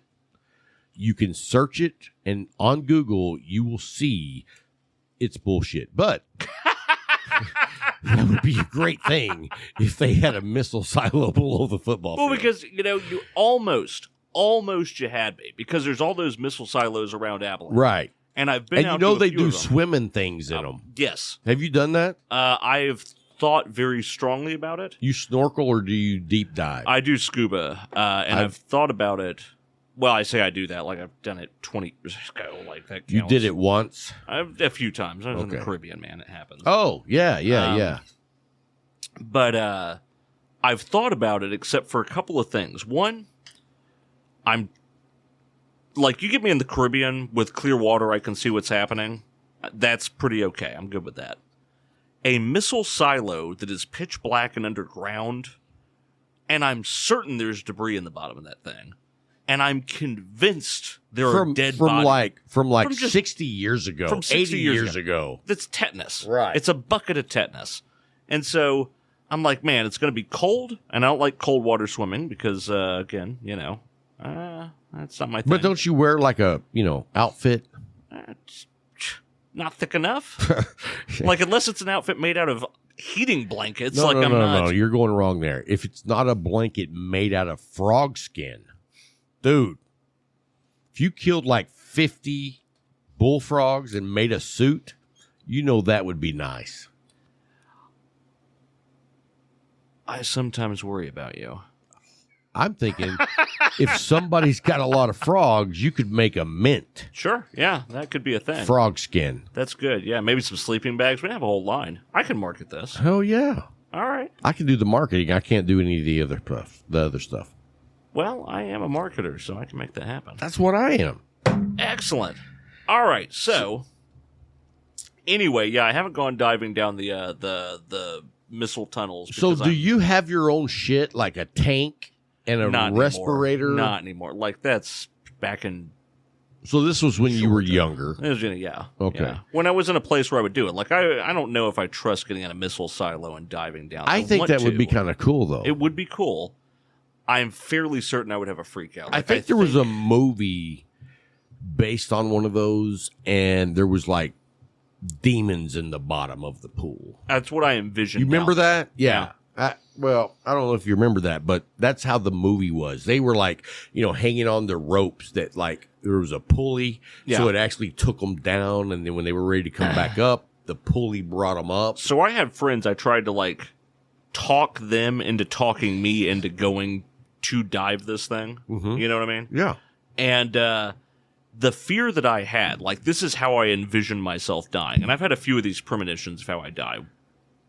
I've had several. Yeah, they happen. Mostly dreams, not premonitions. I would say I've had one big one that was an Abilene one that was a stupid, I'll tell you about it in a Did you minute. hear that? Sometimes when I speak Lubbockian, I hear banjos. That is worrisome. Just saying, I don't. worrisome. That's why I was like, you didn't hear it? Nah, it's fine. Okay, It's fine. cool. Ignore So it. anyway, So the concern that I have, how I'm certain I die, is I go down to the bottom, and I would get the scuba rig hooked on some piece of debris down there, and then I would just drown to death in the bottom of this thing. I'm convinced that's how I would go if I went and did this. and that would be a shitty way to go. I mean, there's not a lot of good ones, but that's towards the bottom of the list. The drowning across the board Not great. is for me the worst. Very bad. On an episode of The Deadliest Job, which was, they fishing out there in the Atlantic or wherever it's cold. They had an episode that went step by step the body process of drowning. Dude, it sucks. That sounds horrific. It sucks. I like think the you're only thing alive worse for a than lot longer than you want to be. Right? Like, it seems like that and getting burned to death are right up there with just... Dude, that's the other one. You know what I mean? Yeah. My dream suicide, if there was such a thing, Right. is like jumping off the Empire State Building. Like seeing, like if I really fan out, Yeah. how far can I make it away before I hit? Yeah. I know don't what know I if I mean? want to see it coming. No, you don't want to. Oh, really? Yeah, no. Dude, I mean, the whole way down, you're wearing headphones, and it's just blaring. The whole way down, you were watching No. thinking through, boy, That's because this is a really big decision I've made. I've got a second to think about it, and there's no walking it back. Right. There's no going, I'm in all the way. Terminal velocity. You're not doing it, though, unless you're in. Well, I mean, it's not one of those things. Listen, when I was in the Air Force, we had this rule that you had to have so many parachutes on the plane. Right. And we went out and inspected the plane. And I said my entire career, I got my jump certification. I will never jump out of a plane again. I swear to God, I will never jump out of a plane. Not going to happen. I'll go down with the ship. The moment that I went out to a plane and they only had 4 parachutes and 5 of us on it, I said, this plane doesn't take off till we get a 5th parachute. And they said, well, the reg says we can fly with 4. And I said, I don't care. There's 5 of us. I'm going to need a 5th parachute. Well, you always say that you're not going to jump out of the plane again. And I said, well, when the plane's on fire and going down, I might just change my mind in the moment. I might shit a brick and be like, bing. You know what? Perhaps jumping out of a plane is better than crashing with Right. it. Like, I might change my mind in that moment. Unless you're like over the ocean. And then you have your seat, which is a flotation device. Not on military planes, you ain't. Well, and even then, though, is it a flotation device or are you now on a bobber? Like sharks swim by and that seat is like a bobber. You know what I mean? When they grab hold, the seat goes down. Well, and then you can die of thirst. Yes. Another great one. Which is awful. Like the dying of thirst or even hunger. There's not a lot of great ways to die. No. Is what we figured out here. Well, I mean, jumping off the Empire State Building. Oh, I have, you know what my fantasy was if I was going to do the old suicide thing? Yeah. I don't think I've shared this on the show. So I like to get creative. But I'm like, you know what? If I was on death row and I could be like, you know what? This is how I want to die. I always pictured there'd be like, I'm outside sitting in a wooden or a steel chair with wooden seat and back, like the old school chairs. Yeah. I'm sitting there and I'm like handcuffed to the chair. I can't move. And there's a big building right in front of me, like 300 feet. And up on top of that building is these two rails like a roller coaster. And they come like straight down and the end of the rail stops right at my face. And there's a guy up there that puts a bowling ball on the rail and lets go. So you want to die in a very complicated game of mousetrap. Exactly. Okay. Yeah, you get it. Yeah. I mean, That's not how I want to go, but yeah, I get it. Yeah. Who else has gone that way? I believe no one. Right. So Yeah. if you're going to go, make a statement. Yeah. You know what I mean? And I I would had want a, I would want to have a cigar in my mouth. I had a moment where I was certain that I knew how I was going to die, and everyone in this room knows me well enough to know where this story is going to end here in a minute. You didn't die. You're here. Well, I didn't, but I had a near. I like to think of it as a near miss. It wasn't that close, but we're going to go with it for story's sake. So I had a car accident. Were you driving? I was. Okay. It's the only car accident I've Was ever had. it your fault? Sounds like it was just by your hesitation. I'm going to say that because I did not get a ticket for it, because the officer forgot to sign the report, that it was not legally my fault, but morally and in every other way, it was possibly my fault. Like, when you were done with that, I know in your mind you were like, damn, I fucked up. I mean, it is possible that went through my head. Right. Anybody hurt? No, thankfully. What had happened was I might have breezed through a red light at like 50 miles an hour. Oh, wow. And like, didn't even slow down. Not even, no. I was on my way to work and I was like drinking a cup of coffee and like, I was being an idiot. Were you texting? I was not texting. Do you text and drive? Not conspicuously. Okay. I never do that. I believe you. Like, Didn't you FaceTime me while driving today? Shut the fuck up. Shut the fuck up. I mean, if we're going to start casting aspersions here. Like I said at the beginning, everything's not true. You decipher what you think is right and wrong. I love the moral relativism. So I might have breezed through this red light at a speed that some might have considered deadly, over the speed limit, and I may have clipped a lady that was on her way to church. Okay, but she didn't die. She was in better shape than I was. So, and I've seen you, and yeah, that goes for a lot of people, no doubt. But I hit this little nerds church lady. Don't work out. How dare you, sir? Just saying. I get my cardio in the evenings. So by doing what? I'll let your imagination run away with you. Let me tell you something. The next generation up from you, we don't want to do that dumb shit.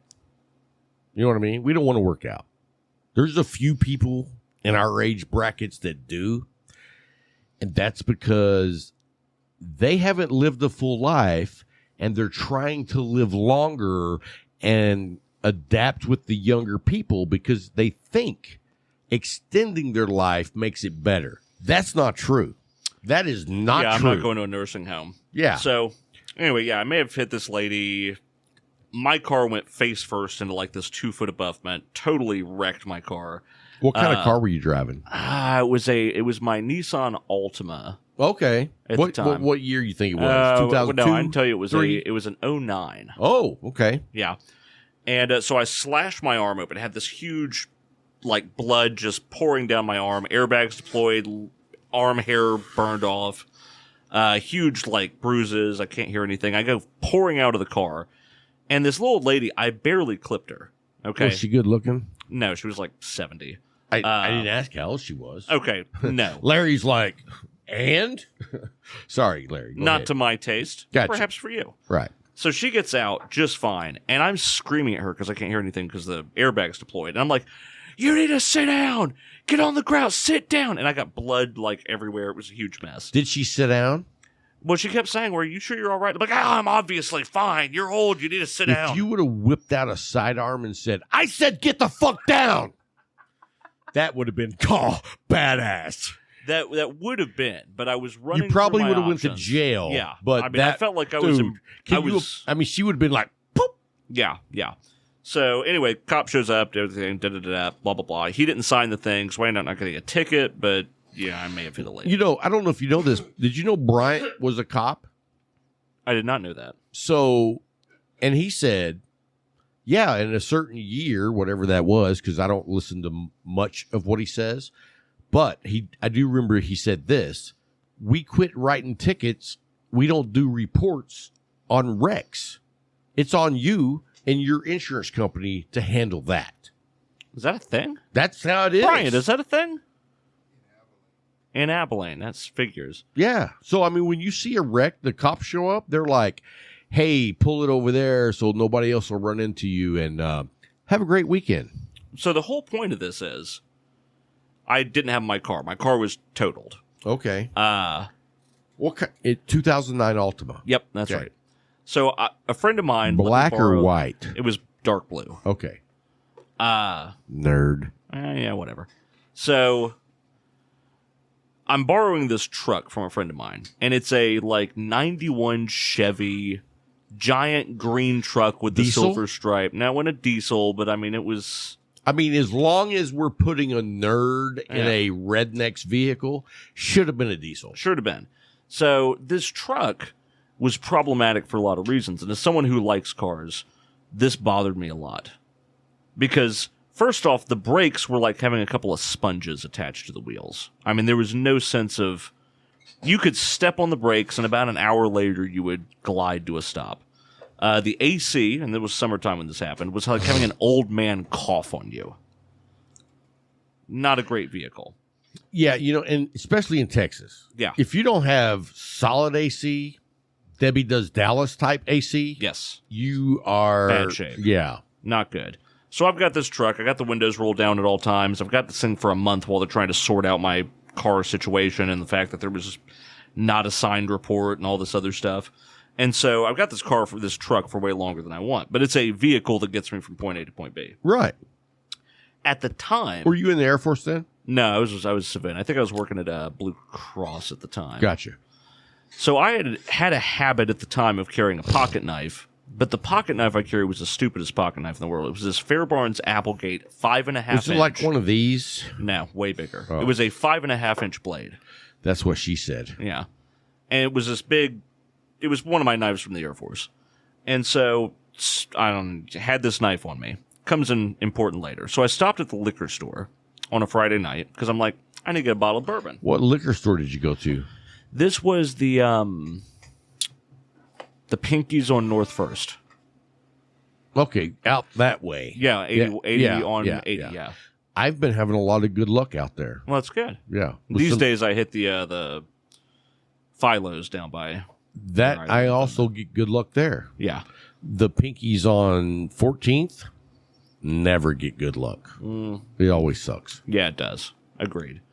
So I'm in this this truck, got the windows down. I'm just, pulling up to the liquor store. And It's got the. Hey, can you pass that bottle? Whoever's got it. Go ahead. We know who's got it. So it's got the shifter on the tree, right? You got the 3 on the tree. That's right. Nice. You could drive one of those? Drive is loosely. It's a fanciful use of the term. I was a fan of that. I was not. Yeah. So, but it had a button you had to depress to shift it on the little the shifter knob. Whoop. Someone will sort that out for you, boss. So we don't need the cap on that bourbon anyway. It's pretty much almost gone anyway. So I got that, and I'm pulling into the thing, and I am putting it into gear to park it, and the knob, the button you have to press to unlock it to move it, flies off. And because the window's open, it flies out the window into the parking lot. Why is the window open? Because there's no fucking AC. Oh. And it's 1,000,000,000 degrees, and I needed something other than the old man in the dash coughing on me. So I'm going, oh, God, I can't put it the rest of the way into park. And so I'm trying to, like, figure out how to jimmy this thing in. So I'm like, the little thing down there they have to actuate. I know how to get to it. So I pull out this giant pocket knife, whip it out, like, thread my arms Is through it the a wheel. butterfly knife? It's not butterfly, but it's the way you just did the hand motion. It's a flip. Like Okay. You have to, All right. Yeah. But it's a big blade. Like, it's the legal limit for Texas. So I flip it open. Which is like 3 feet, by the way. Yeah, it's obnoxious, but good. Are you aware that we have guns in here? I mean, I was aware there were guns in here, but not any of yours. So here's the thing. Some of them are loaded, and some of them are not. Okay. Do you know why?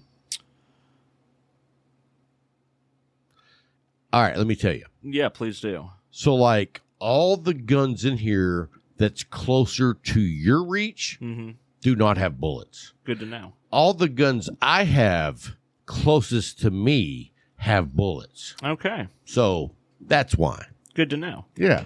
That assumes that I don't have a gun with bullets within my reach. No, it doesn't assume that at all. It just means that if it's a fair fight now. Right. You get it now. Now, do you know what this is? It's a blackjack. Actually, it's called a slapjack. Okay. But I'm impressed that you even know blackjack. So I pull in, the button flies off. I pull out this knife. I press the little thing way down in there, actuate it so I can park it. A smart person would have either gone to find the thing that flew out of there or would have fixed this pretty quickly, right? Or called a tow truck.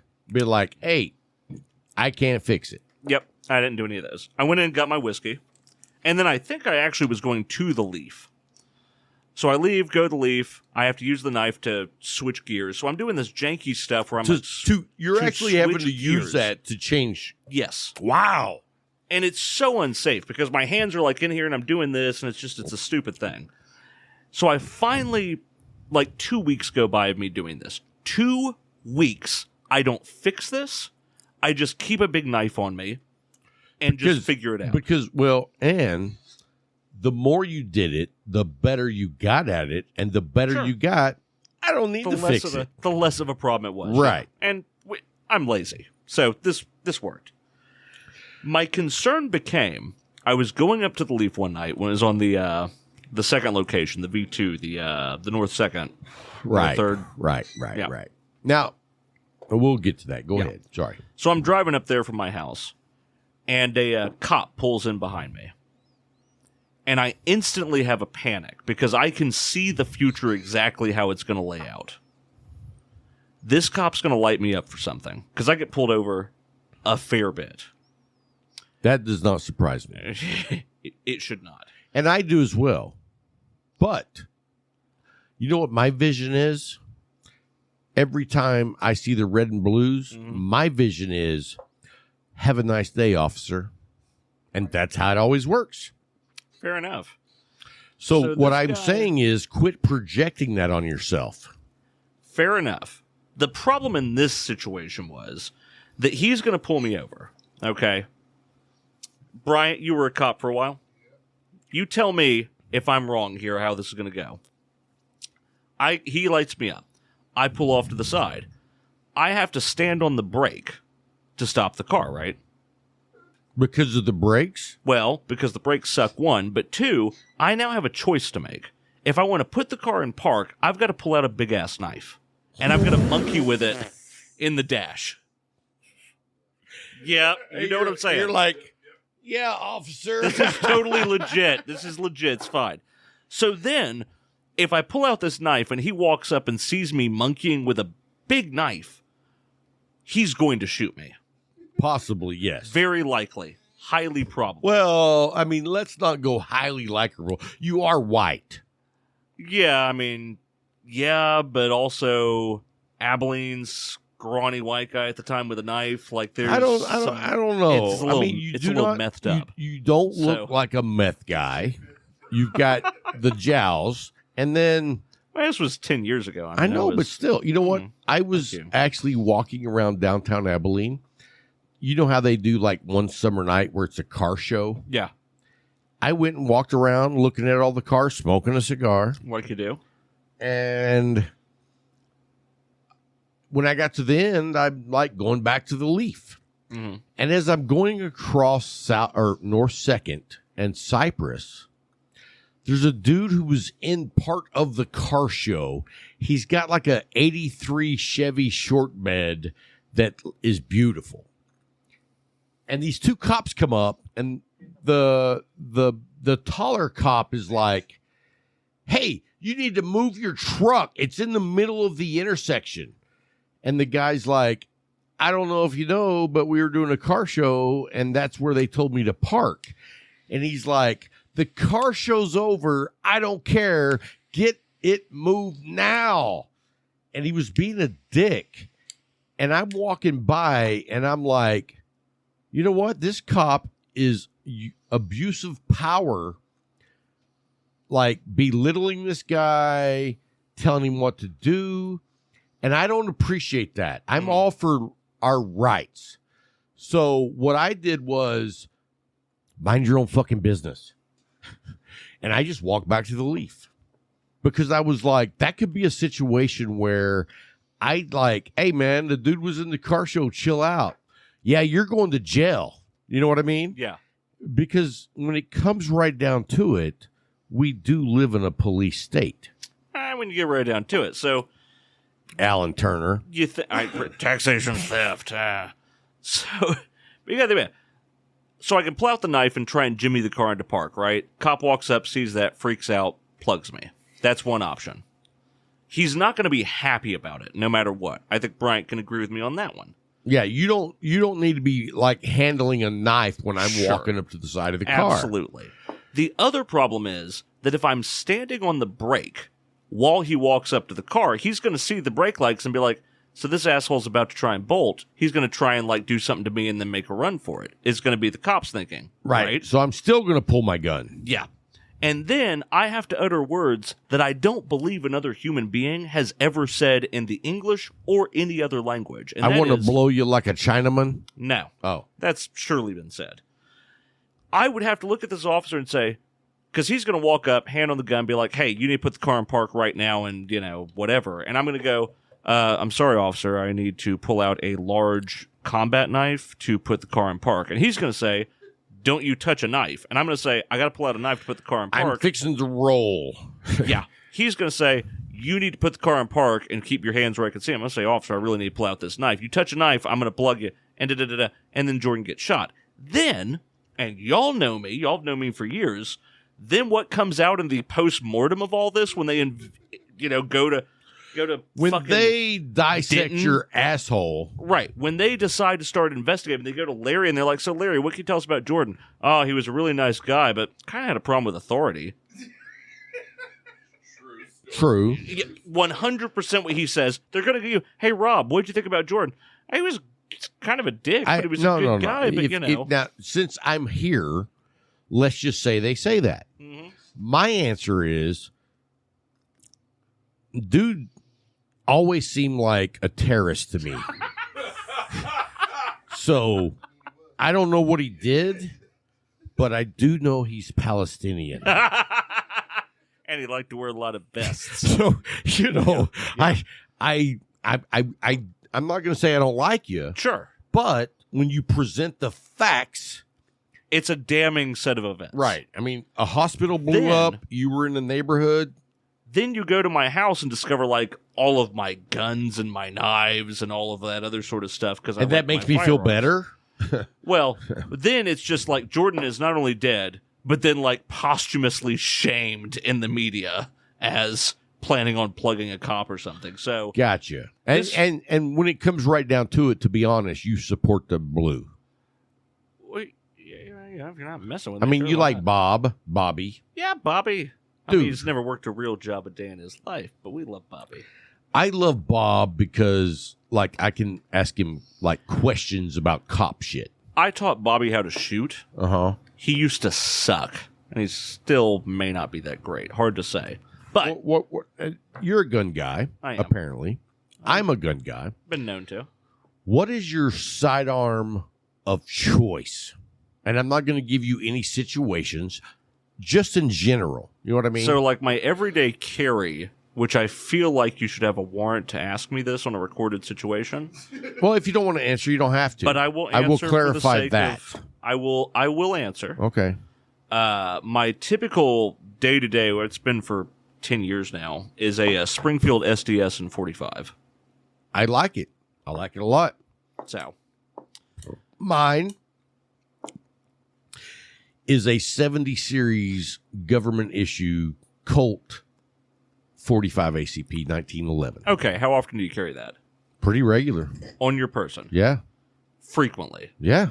You're telling me that all like 4.5 pounds of steel you Yeah. lug about full time. Yeah. I mean, I'm going to, okay. 4.5 I'm going to say pounds. this for the viewers. But to be fair, I want Yes. to clarify. Yes. 4.5 pounds. I'm a 3X. Okay.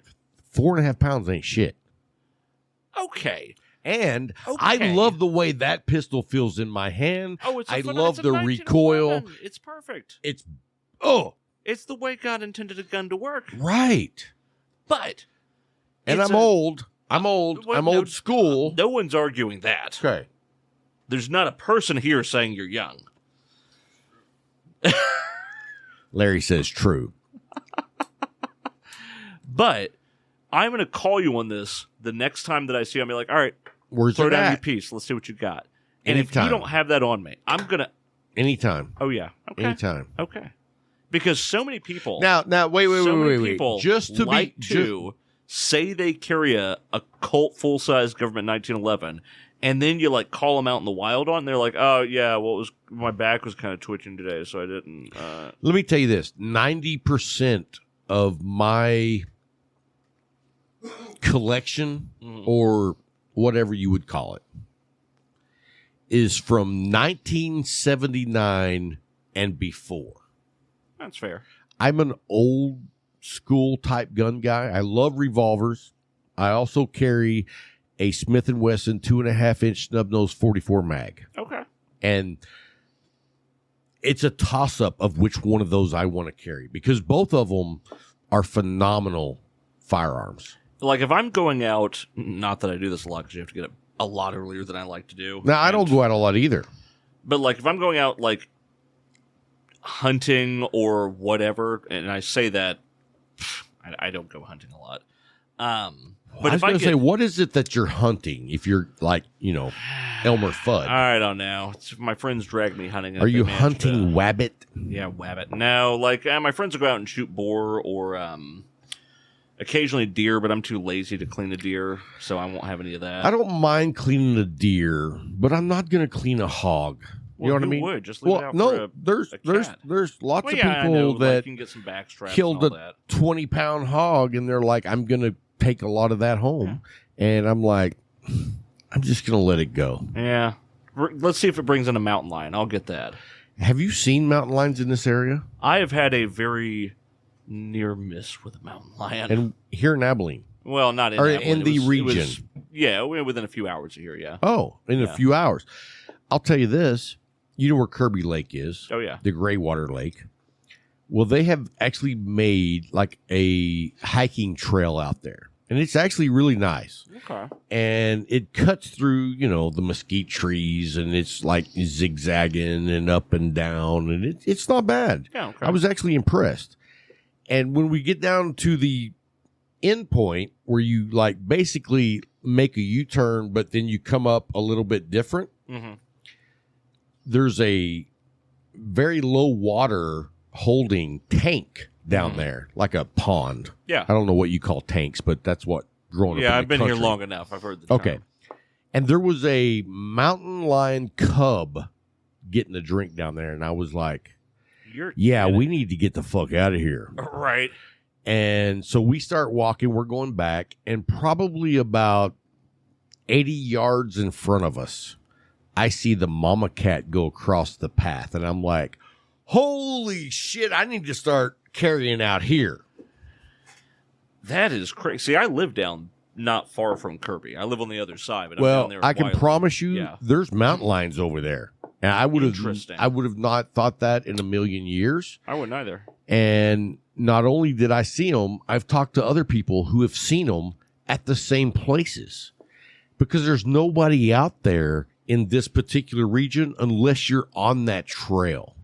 Interesting. Yeah, it's definitely worth a go.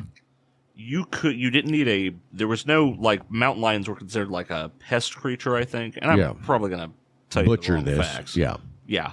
Getting it from me, you're getting it wrong. But I think at one point in Texas, you could pretty much just, like, saw a mountain lion, shoot it. Yeah, you didn't have a tag. No tag, none of that. It was just, we're getting rid of a dangerous nuisance. Yeah, and I've always wanted to have a mountain lion, like, skin sort of thing going on. Taxidermy thing. Yeah, to put up in my office or something. I feel like it would set the right tone for meddlesome employees. Interesting. I had to take the rifle out there. Oh, it's. I was blown away. Yeah, I've only come astonished. across one other mountain lion, and it was when I lived down. I lived north of Houston, about an hour. They're that far east, dude. We were at a golf course.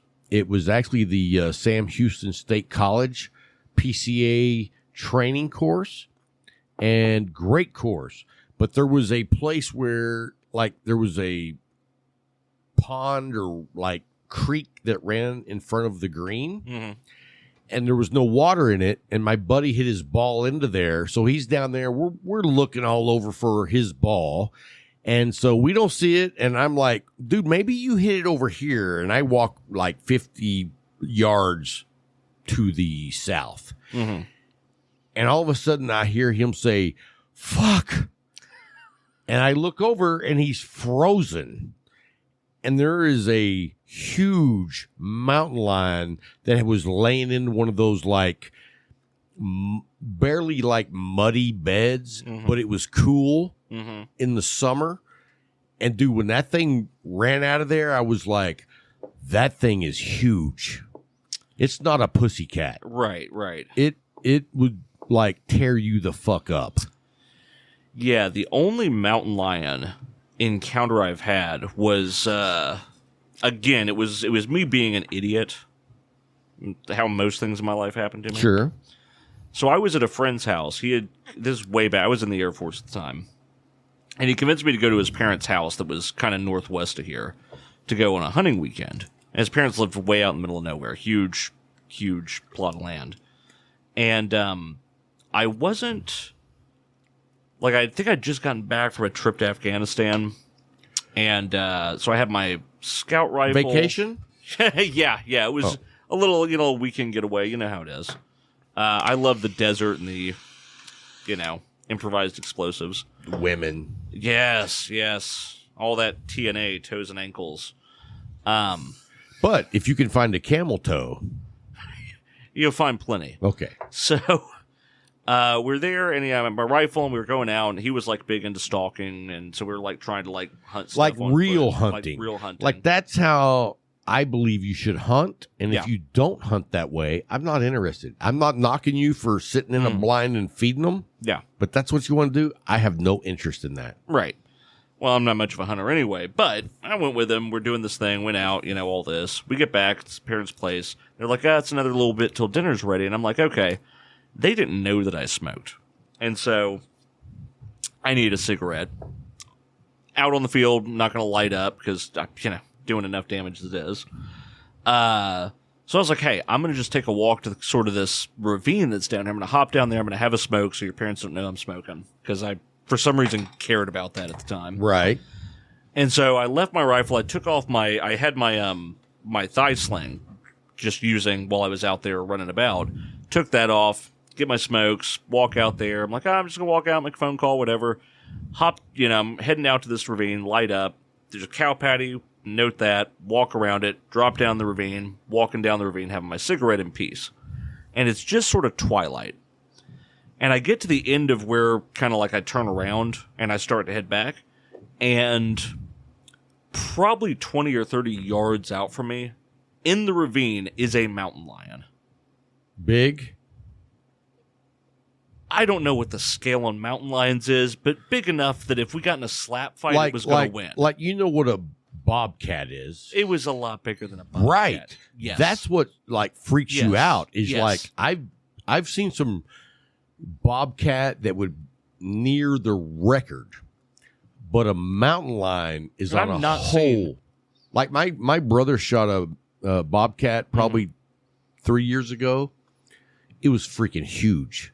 See, I've never seen a bobcat in the wild, weirdly enough. Oh, really? Yeah. Because I don't go out in the wild all that often. But in this case, there's this mountain lion, and I have a moment of just sheer terror and panic, like just full on, just freeze up. I'm like, and so you're running through all your options. And so I reach down for my sidearm, which I've left at the house. Oh, I thought you were going to say, and I grabbed hold of a Polish sausage. Yeah, I just had a banana here. And then I instantly realized, I'm like, okay, so the rifle's at the house, the sidearm's at the house. There's a mountain lion. Running's probably not a great idea. Yeah, you don't want to be the gazelle. Yeah, don't want to be the gazelle. He's clearly been following me. Like, he's down here with me. Like, this isn't a social call. I'm thinking you roar at him if he comes at you. I'm debating that, and I'm like, but if I threaten it, is it going to, charge me? And then, I'm not going to punch this thing out. Like, I'm just going to die. I'm just going to die here is what's going to happen. I'm going to die. Everybody's going to be like, I'm an idiot. And, so it felt like about an hour I was weighing all these options, probably 2 or 3 seconds. Right. I'm looking at this thing, freaking out. It's looking at me, and then just kind of sits on its haunches, and then jumps up out of the ravine and runs off. And I'm like, But it doesn't do it in a fashion that it's scared of you. It does it in a slow motion almost, where it's like, you know what? you've seen I'm me. done here. Okay. Yeah. This ain't going to work. Fine. That's how the one at the golf course kind of was just like, I could take you, but I'm going to leave. I'll let you have this one. Right. And so, dude, but it was so freaking huge. Oh, it was terrifying.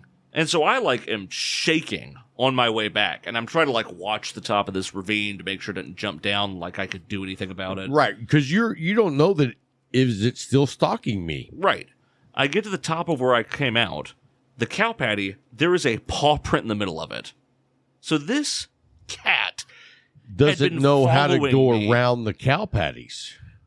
But it had been following me. Right, but to be fair, if it stepped in a cow patty, possibly Yeah. it was retarded. Could have been. I feel like it was probably wise up enough to have killed me if I it don't wanted to. know that a mountain lion that steps in cow shit is that smart. I'm just saying. Could be.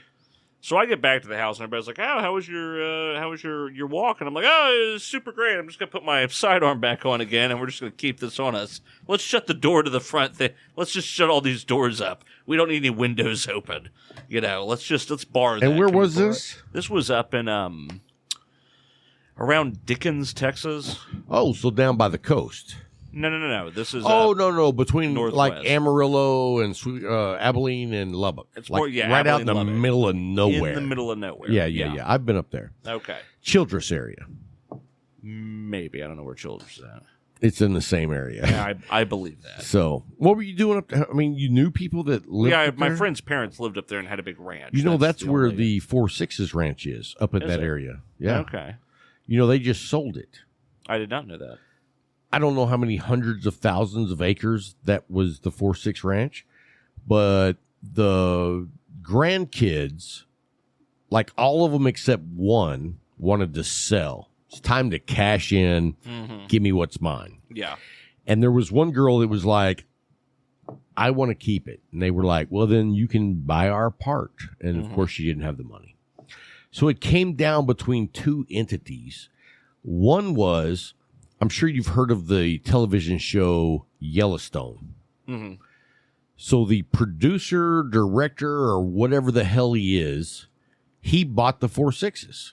And now they're going to do a Texas version of Yellowstone. Really?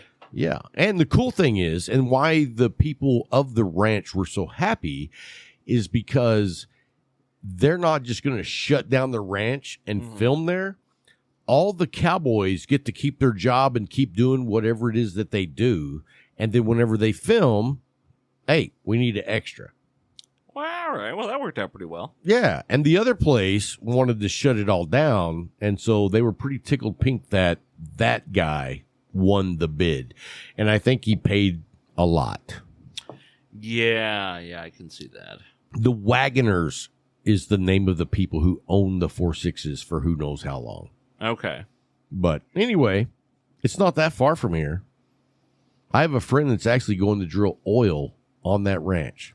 Oh, yeah? Who's that? Greg Helms. I went to Helms Oil? I went to school with this guy. I don't know what his business is called, but he got out of high school. He joined the Army. I got out of high school, and I didn't. Well, that'll happen. Yeah. Well, to be fair, I was at the recruiter's office, and I was in. They were promising me I could be an E6 on going in. And that's a recruiter talking. Right. But when you're 18, you don't know that. You're like, this sounds great. I'm going to go in at this level, you know? Yeah, it's all bullshit. But they said, man, all you need to do is come in Thursday for a drug test. We're good to go. I was like, drug test? Yeah, I didn't go back. All right. Well, this is fun, guys. I was like, thanks for the fantasy. But you know what? I really do regret not going in. I was the kind of guy that would have benefited tremendously from structure, discipline, being in a shower with other men, you know, the basics. Judging from the show prep that I was a part of, I believe that statement to be true. I have no doubt. I have no doubt. And my dad was, I have two dads. One of them identified as a dad. No, I'm just kidding. No, my parents divorced when I was not even one. And then they both remarried. Mm-hmm. So I ended up having two dads. The stepdad was Army, and the biological father was Navy. Mm-hmm. And so, you know, I thought that's what men did. You fucking graduate, and then you go join the military. But then when they said drug test, I was like, you don't believe in my personal freedoms. I dodged a bullet. You certainly dodged a drug test. I'll say that. Right. And, you know, I was 18. I just graduated high school. You would only just discover what drugs were. Let me ask you. No, that's not true. that's not true. Anyway, let me ask you this.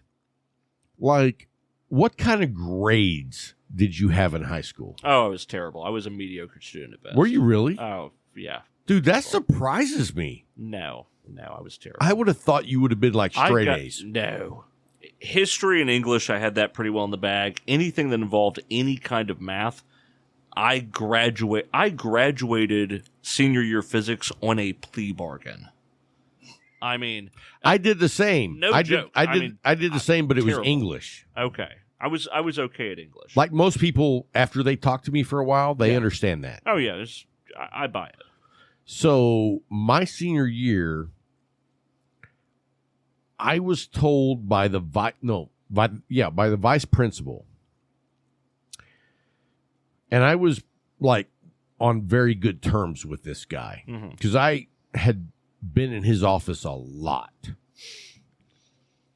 And that went all the way back to 7th grade because when I left junior high, he got promoted to the high school I went to. He just followed you around like the specter of death. Right. And I mean, I knew the guy. We kind of had a relationship. You know, I got a lot of licks when I was in 7th grade. He wanted to help me, is what he said. Sure.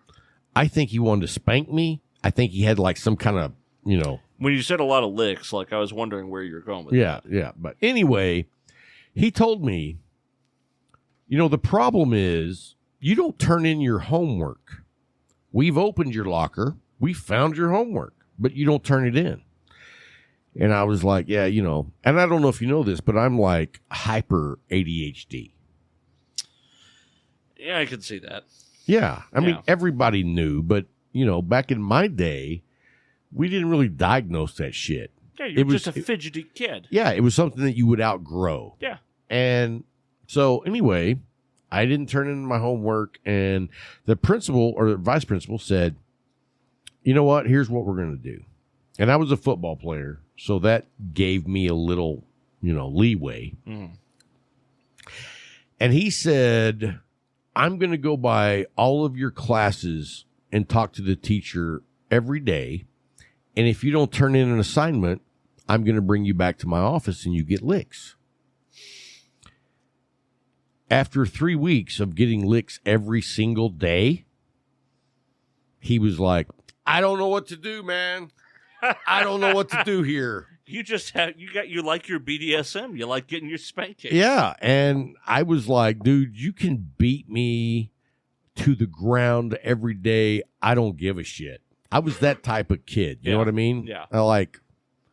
I've gotten licks all my life. My parents believe in the lick system. And so anyway, he corrected my behavior by saying, you know what we're going to do? We're going to call Bayless Elementary and tell them you're not ready for junior high and we're sending you back. And I was like, bullshit. I'm done. Here's all the homework you need. So that's what got me out of that mindset. Yeah. Whoa, what's up? And we ain't even finished the show. Hey, you know what that means? Hey, thanks for stopping by. Good to be here. Thank you. Hey, we'll have you back, man. I enjoyed it. I really did. This was fun. I'll be here. Awesome, bro.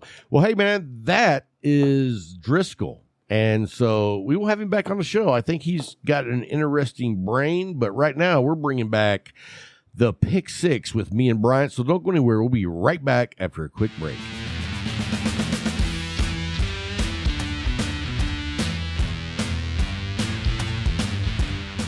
Hey, guys, thanks for hanging through the break. I appreciate Driscle coming by. Dude, yes, sir. He's one of those guys that, you know, you just see around the leaf from time to time. Mm-hmm. He's not a mainstay, but he's always enjoyable to have a conversation with. Most definitely. And, dude, we missed you at the Leaf this morning. I had some business. My son came up from with your Fort Hood. Yeah, with your grandchild. With my grandson. He's been a little sick, so.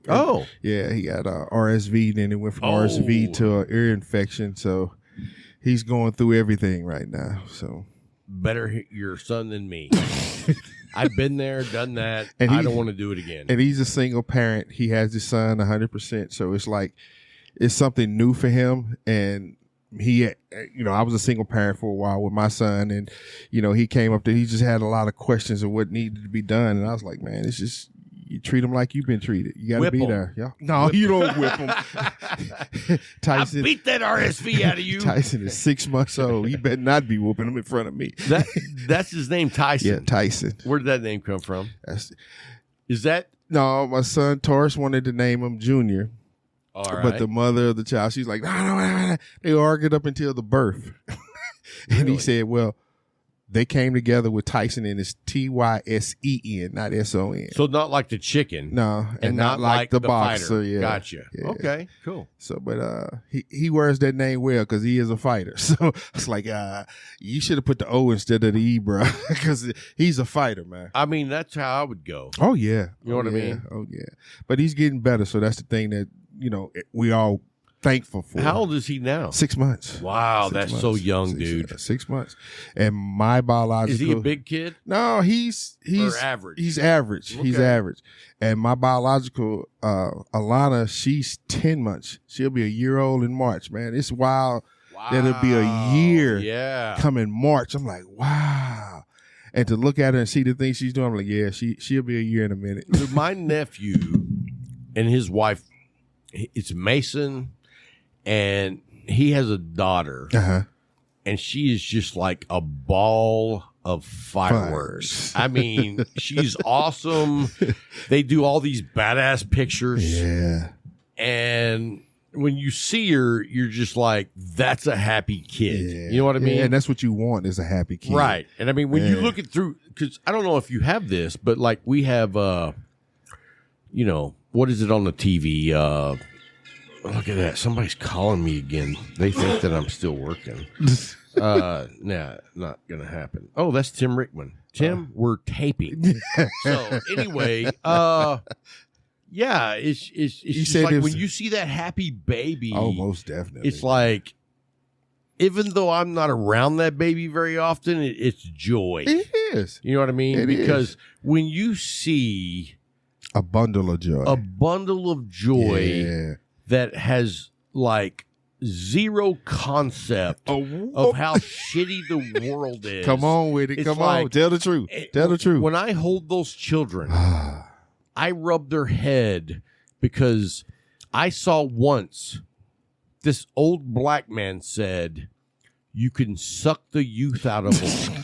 So you trying to get all the youth you can get. Like, people don't want me to hold their kids. Because they know you're going to suck the youth out of them. They're like, I don't believe that's true, but just in case. Just in case, I'm a rub.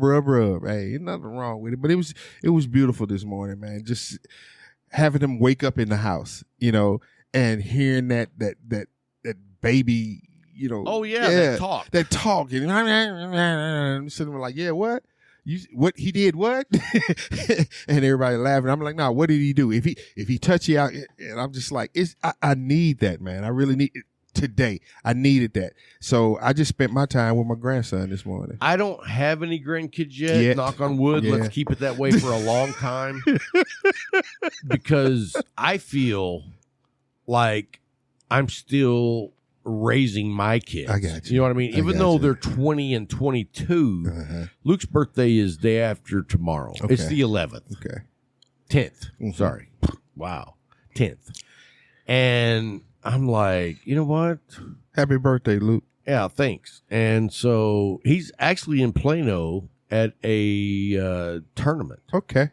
Yeah. Doing his thing, man. I've been sponsoring him to go on his tournaments. Got you. Because, you know, when you're a young kid and you're broke and you're going, like, he's in Plano. Yeah. That's not driving to San Angelo. Nope, it's not. And then the other day, like, in this particular game that he's good at, he's a certain character. Okay. And there's a guy who is, like, known as the best player with this character, charges $25 for an hour of teaching. Wow. I was like, when did this happen? That's the new world, man. And so I talked to him after he had the session, and he was like, first of all, the guy was super cool because we had to reschedule like 3 times because that guy had stuff coming up, and he gave me basically 2 hours for the price of 1. And he said the cool thing about it was, like, 2 minutes in, he was like, all right, I know that you're not like the noob. So I'm going to teach you the shit that those guys won't get until like 6 or 7, 8 sessions. Because he knew that my son was far advanced. Right. Yeah. And so it was kind of cool to hear about the conversations that happened. I didn't even know that was like a thing where you could get, like, you know, inside information from somebody. But it's the same thing as athletics. Oh, absolutely. Because I used to go to those camps during the summer and stuff, and you have these pros come and have these camps, and you pick up, you know, certain things from them.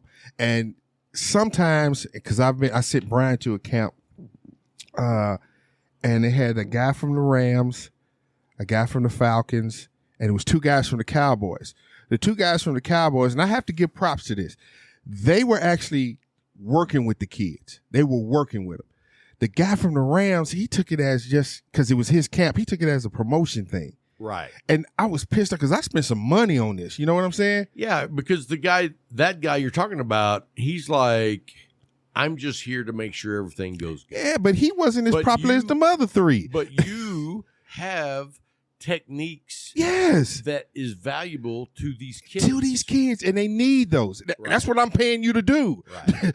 But I have to give props to those 2 guys that were on the Cowboys because they worked with them. They were there with them, and they were, trying to build up their esteem. And the guy from the Falcons, he was more about the technique because he was trying to make it as basic as possible. You got to have this. You got to have this. You got to have that.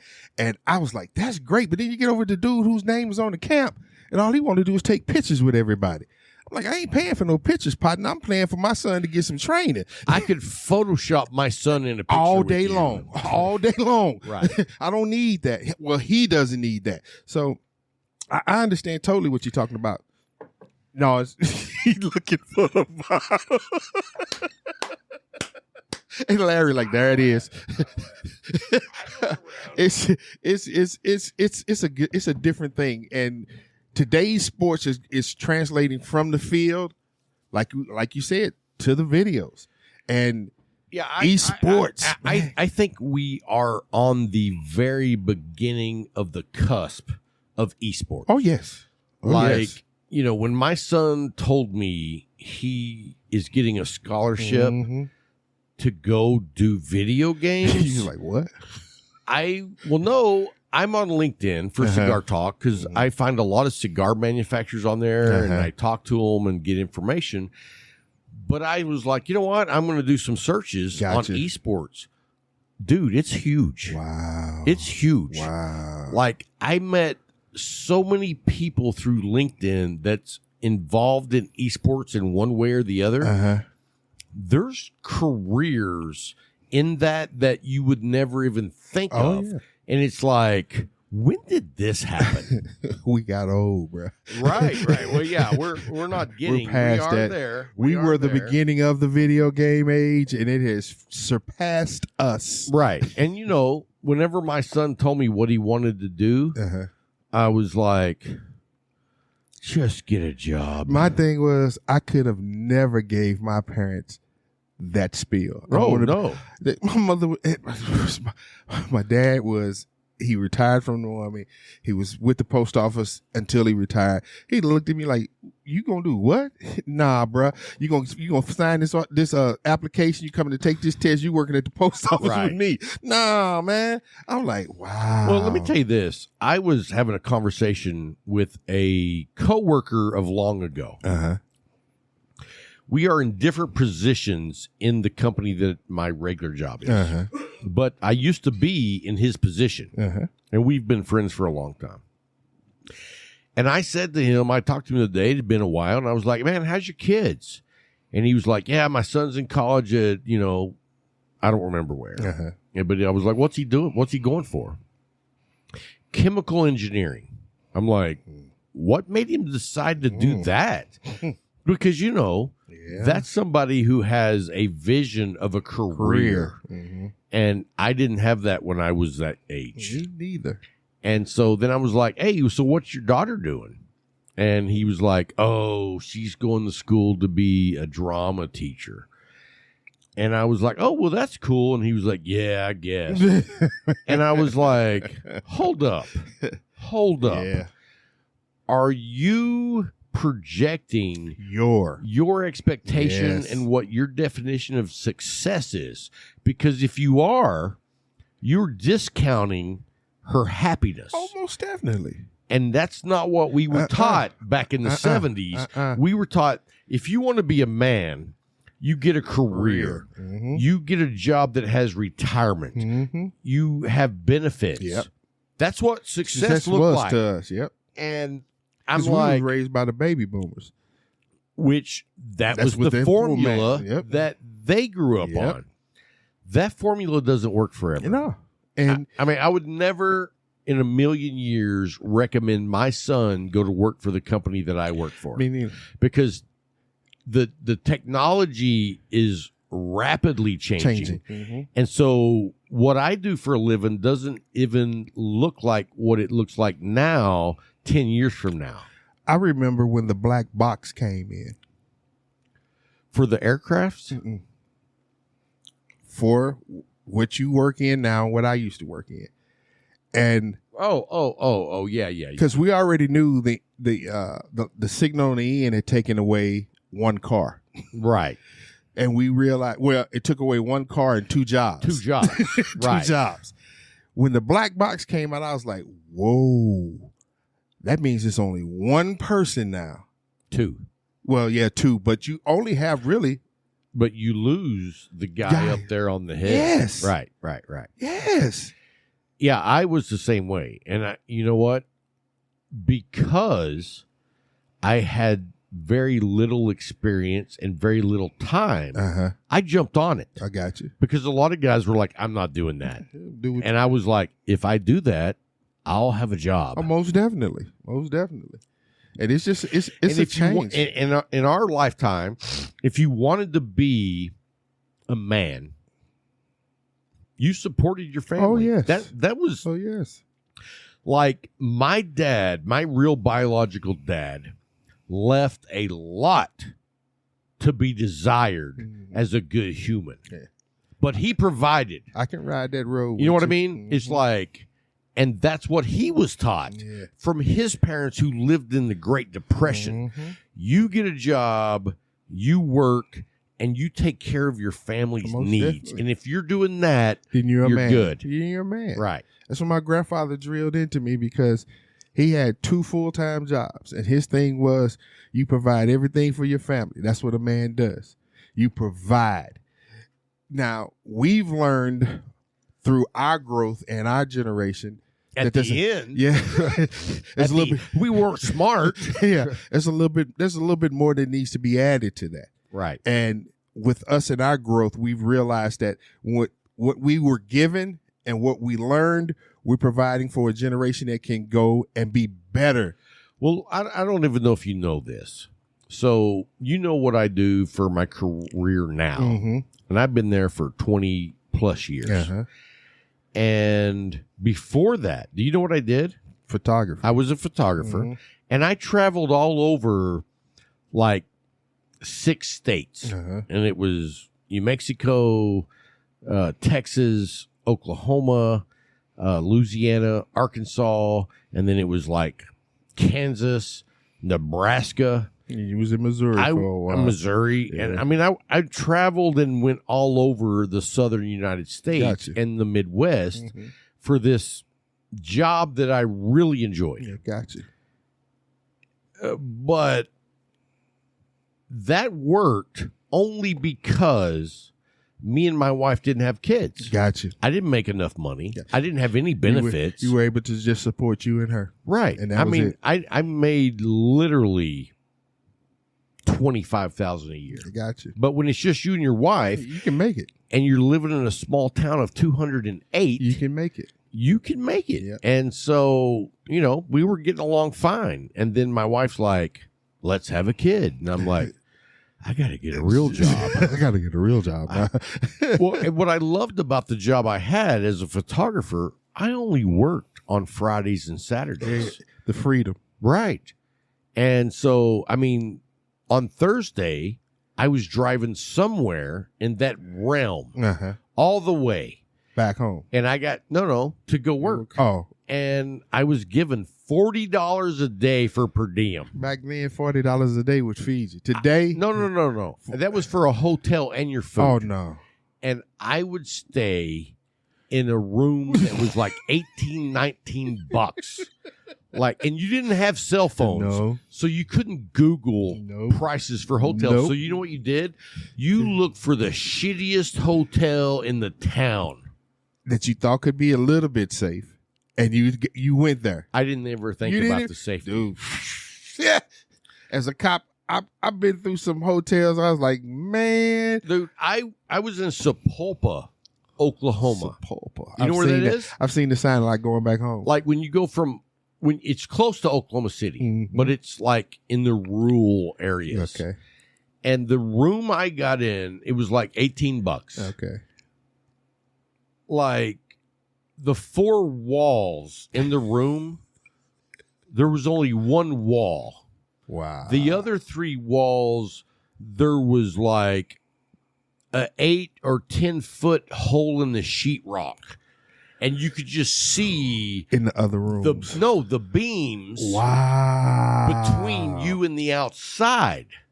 I mean, it was like, wow. dude, I stayed in some shit holes. I've never. Whoo. I mean, if I could get a room for $18, I was all over. I stayed in Oklahoma once, and they charged me $12. And my wake-up call there was this lady banging on the door at 6 in the morning.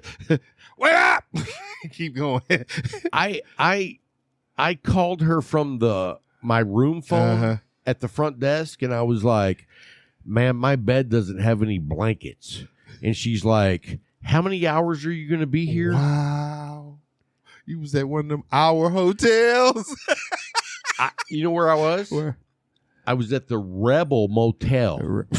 The Rebel Motel. Oh, my God. And when I went to the church the next day, because I was doing a directory, they were like, "Oh, did you stay in Lafayette?" And I was like, "No, I stayed here." And they were like, "Where? You got friends?" And I was like, "No, I stay at the Rebel Motel." And they started busting out Y'all laughing at you. They were like, "You know that's a cat house." I found out. Dude, the bed had sheets, and that's it. That's it. But you know what? I was 19. He didn't care. I didn't care.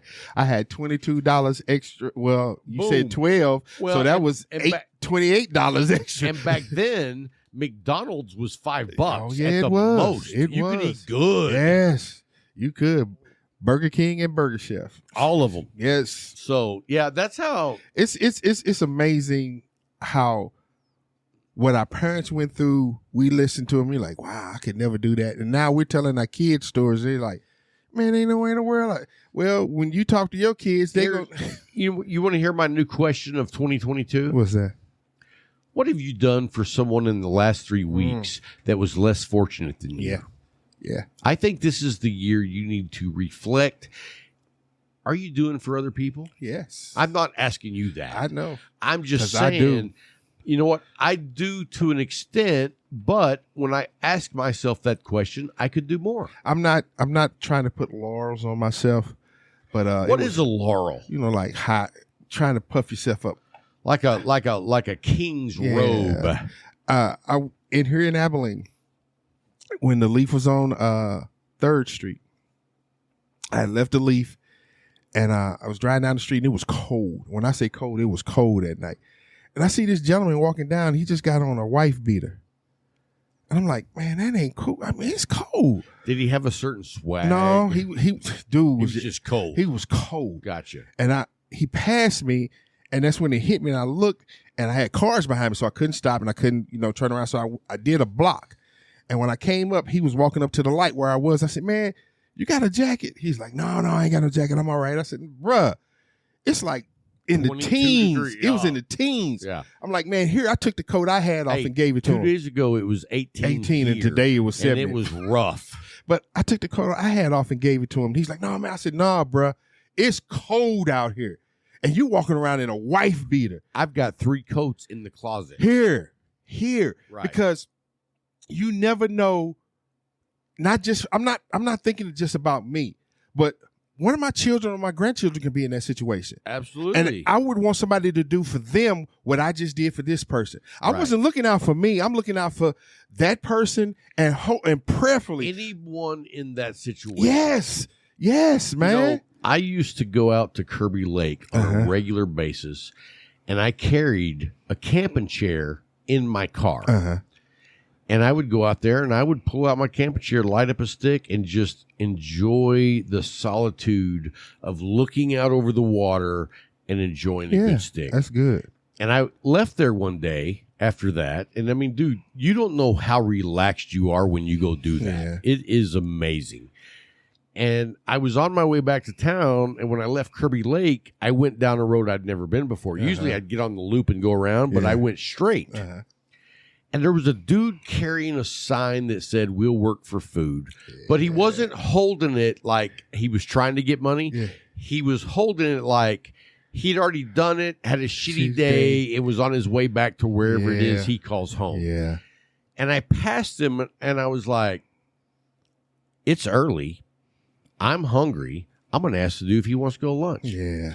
So I whipped back around. I pulled up into the ditch next to him, and I rolled down my window, and I was like, hey, man, I was going to go get lunch, and I thought you might want to go if you're hungry. And he was like, dude, are you serious?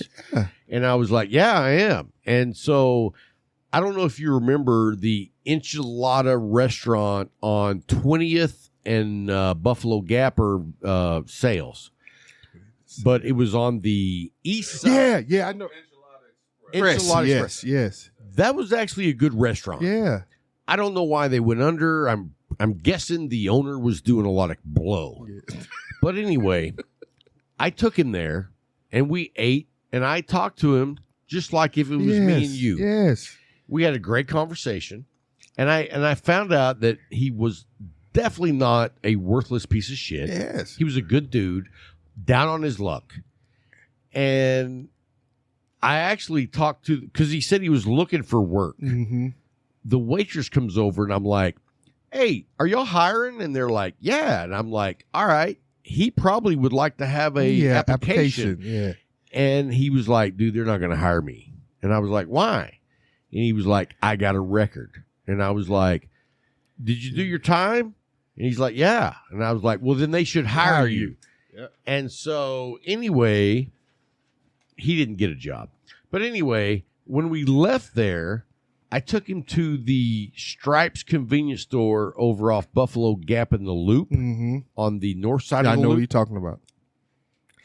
And I said, hey, man, I noticed earlier whenever I stopped, you were smoking cigarettes. I was like, let's go in here and let's get you 3 packs of cigarettes and let's get you a 12-pack of beer. And I was like, go back and get whatever beer it is that you want. You know what he came back with? Bud Ice. The nastiest, cheapest beer you could get. But the thing was, but that's what he was used to drinking. Yeah. And he bought 3 packs of Pall Malls. And then I drove him to where he stays in like the rear end of a school bus that has been cut off and left in a vacant lot. That was where he lived. And I was like, you know what? I enjoyed this because I got to see a side of our culture that I don't know about. You don't. And, you know, you might think that I'm a whatever pushover for feeding the guy. No. But I'm like, you know what? Dude's a human being. And that's what people lose. They forget that they will go out of their way to feed a stray dog before they help a human being. And I'm not saying anything against people helping stray dogs or, you know, stray animals. But a human being. Well, I will say one thing. When you let a animal take precedence over a human, I got a problem with that. Too. And there's people who do that. Oh, every day. Yeah. Every day. And that to me, I mean, I don't believe you should beat a dog unless he pees on the rug. No, I'm kidding. But I don't understand people who treat animals at a higher level than they treat their fellow human beings, and they look down on those people. Yeah, because I promise you, all it takes is 1 second, and you could be in that same position. Because when you talk to some of these people, they had jobs, they had good jobs, and one thing changed. One thing changed. And their entire life. And then it's a chain reaction. Yes. And their entire life goes a different way. I wasn't able to pay my rent. 1 month. So I was evicted by the police. And then in 2 weeks, I was pulled over by one of the officers that came and evicted me. And he knew I didn't have a job. And he fucked me even more. I've seen because it's the law. I've seen it. It's a system. I've seen it. And you know what? It's like, dude, if I could just make one of those dudes' days a little better. Mm-hmm. I was on my way down to the Leaf the other day, a few weeks ago. And down here on South First and Willis, there's an old man. I'm going to guess he's probably 65 to 70. And he holds a sign that says vet, help, money, whatever. I don't know. I don't actually read the sign. But anyway, I pull up to him one day and I roll down my window and I said, hey, partner, I apologize. I don't have any cash, but I got a bottle of bourbon. And he said, I really appreciate your generosity, but I don't drink. And I was like, okay, cool, whatever. Yeah. Because I thought that would make his day. Yeah. And so I went by there again like 3 weeks later. I had cash.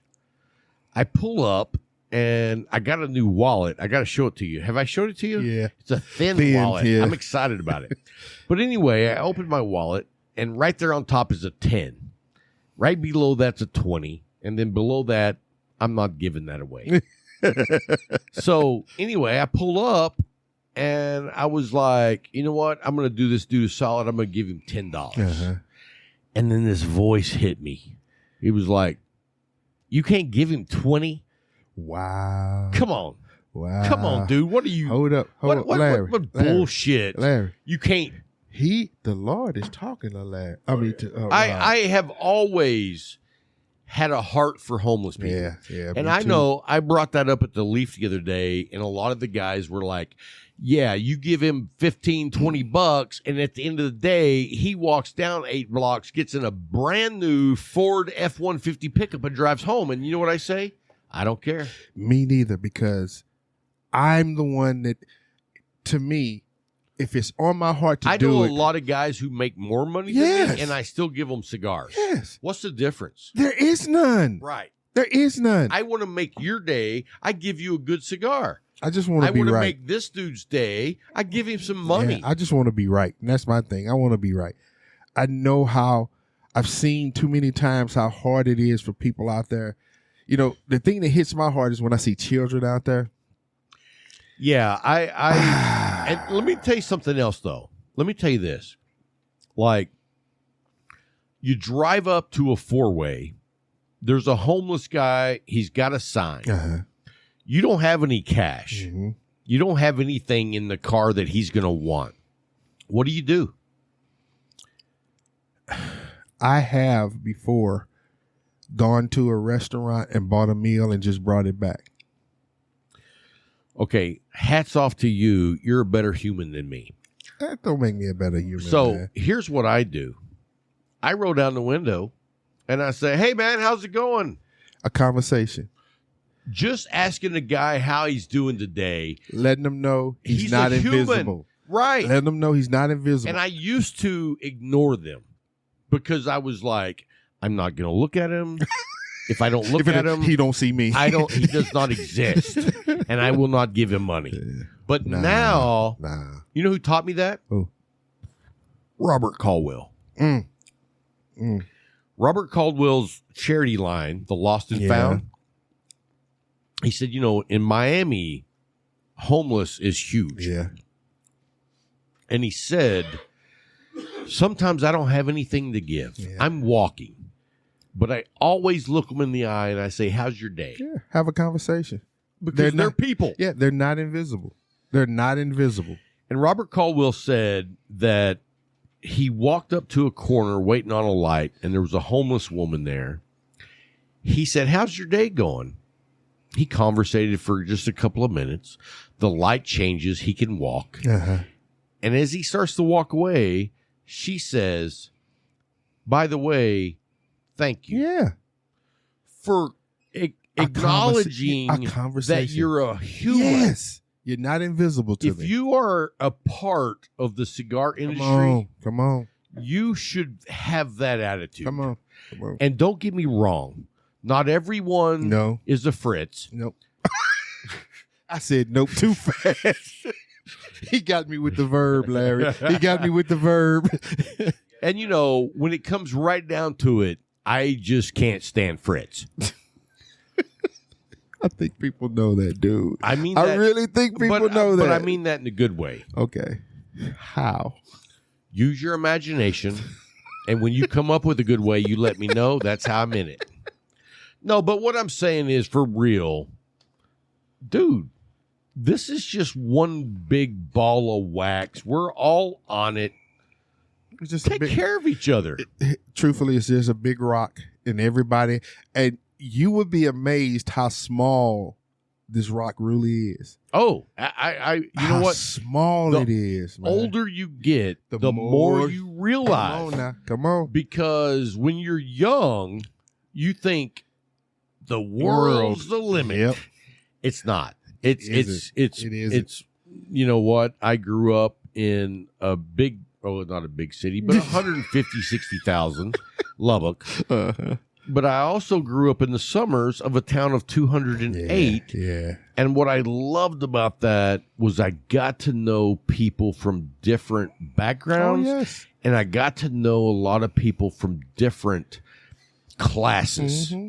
And what I realized is that we're all people. Oh, yes. Oh, yes. And so, when you understand that, you will be a better human being yourself. absolutely. A better human being I yourself. mean, and I try to, when I'm at the Leaf, so to speak, I try to make sure that the new guys I see have a day at the Leaf that they will not forget in a good way. Yeah. And then you take Sam and Fritz, and I try to make sure that they have a shitty day. You are something else, dude. Because I think they have a lot of good days. They need to know what it's like to have a shitty day. Give me your top three. All right, before fair I enough. Pick 6. Fair enough. So, This dude is going. you know what? I'm going to have to put on my monocle because Yeah, my glasses. glasses, one of my lenses is gone. You know what? What a pain in the ass. Oh, my goodness. So, you know what's funny is Jay, Is you putting them glasses on? Look at I can't read if I don't have my glasses. Oh, my I'm gonna God. have to use So one eye. You'll be one eye. Pop out right now. Arr. Shiver me timbers. You're a pirate now. So, you know, I've been, you know, here's the thing. When I was on vacation, I felt like, you know what? I'm going to smoke some damn good cigars. And you did. I really, really And you did. did. And what I learned from that is I don't need to be on vacation to enjoy that level of cigars. Oh. Yeah. Oh. I won't even tell you how many 1964 anniversary series Hermosas I've smoked because I've been on those. Got you, bro. I have been all over those. Enjoying yourself. Like if I was a thief and the 1964 Hermosas was a lady carrying a purse, you know what I'm saying? Anyway, that's one of my picks. Are you listening?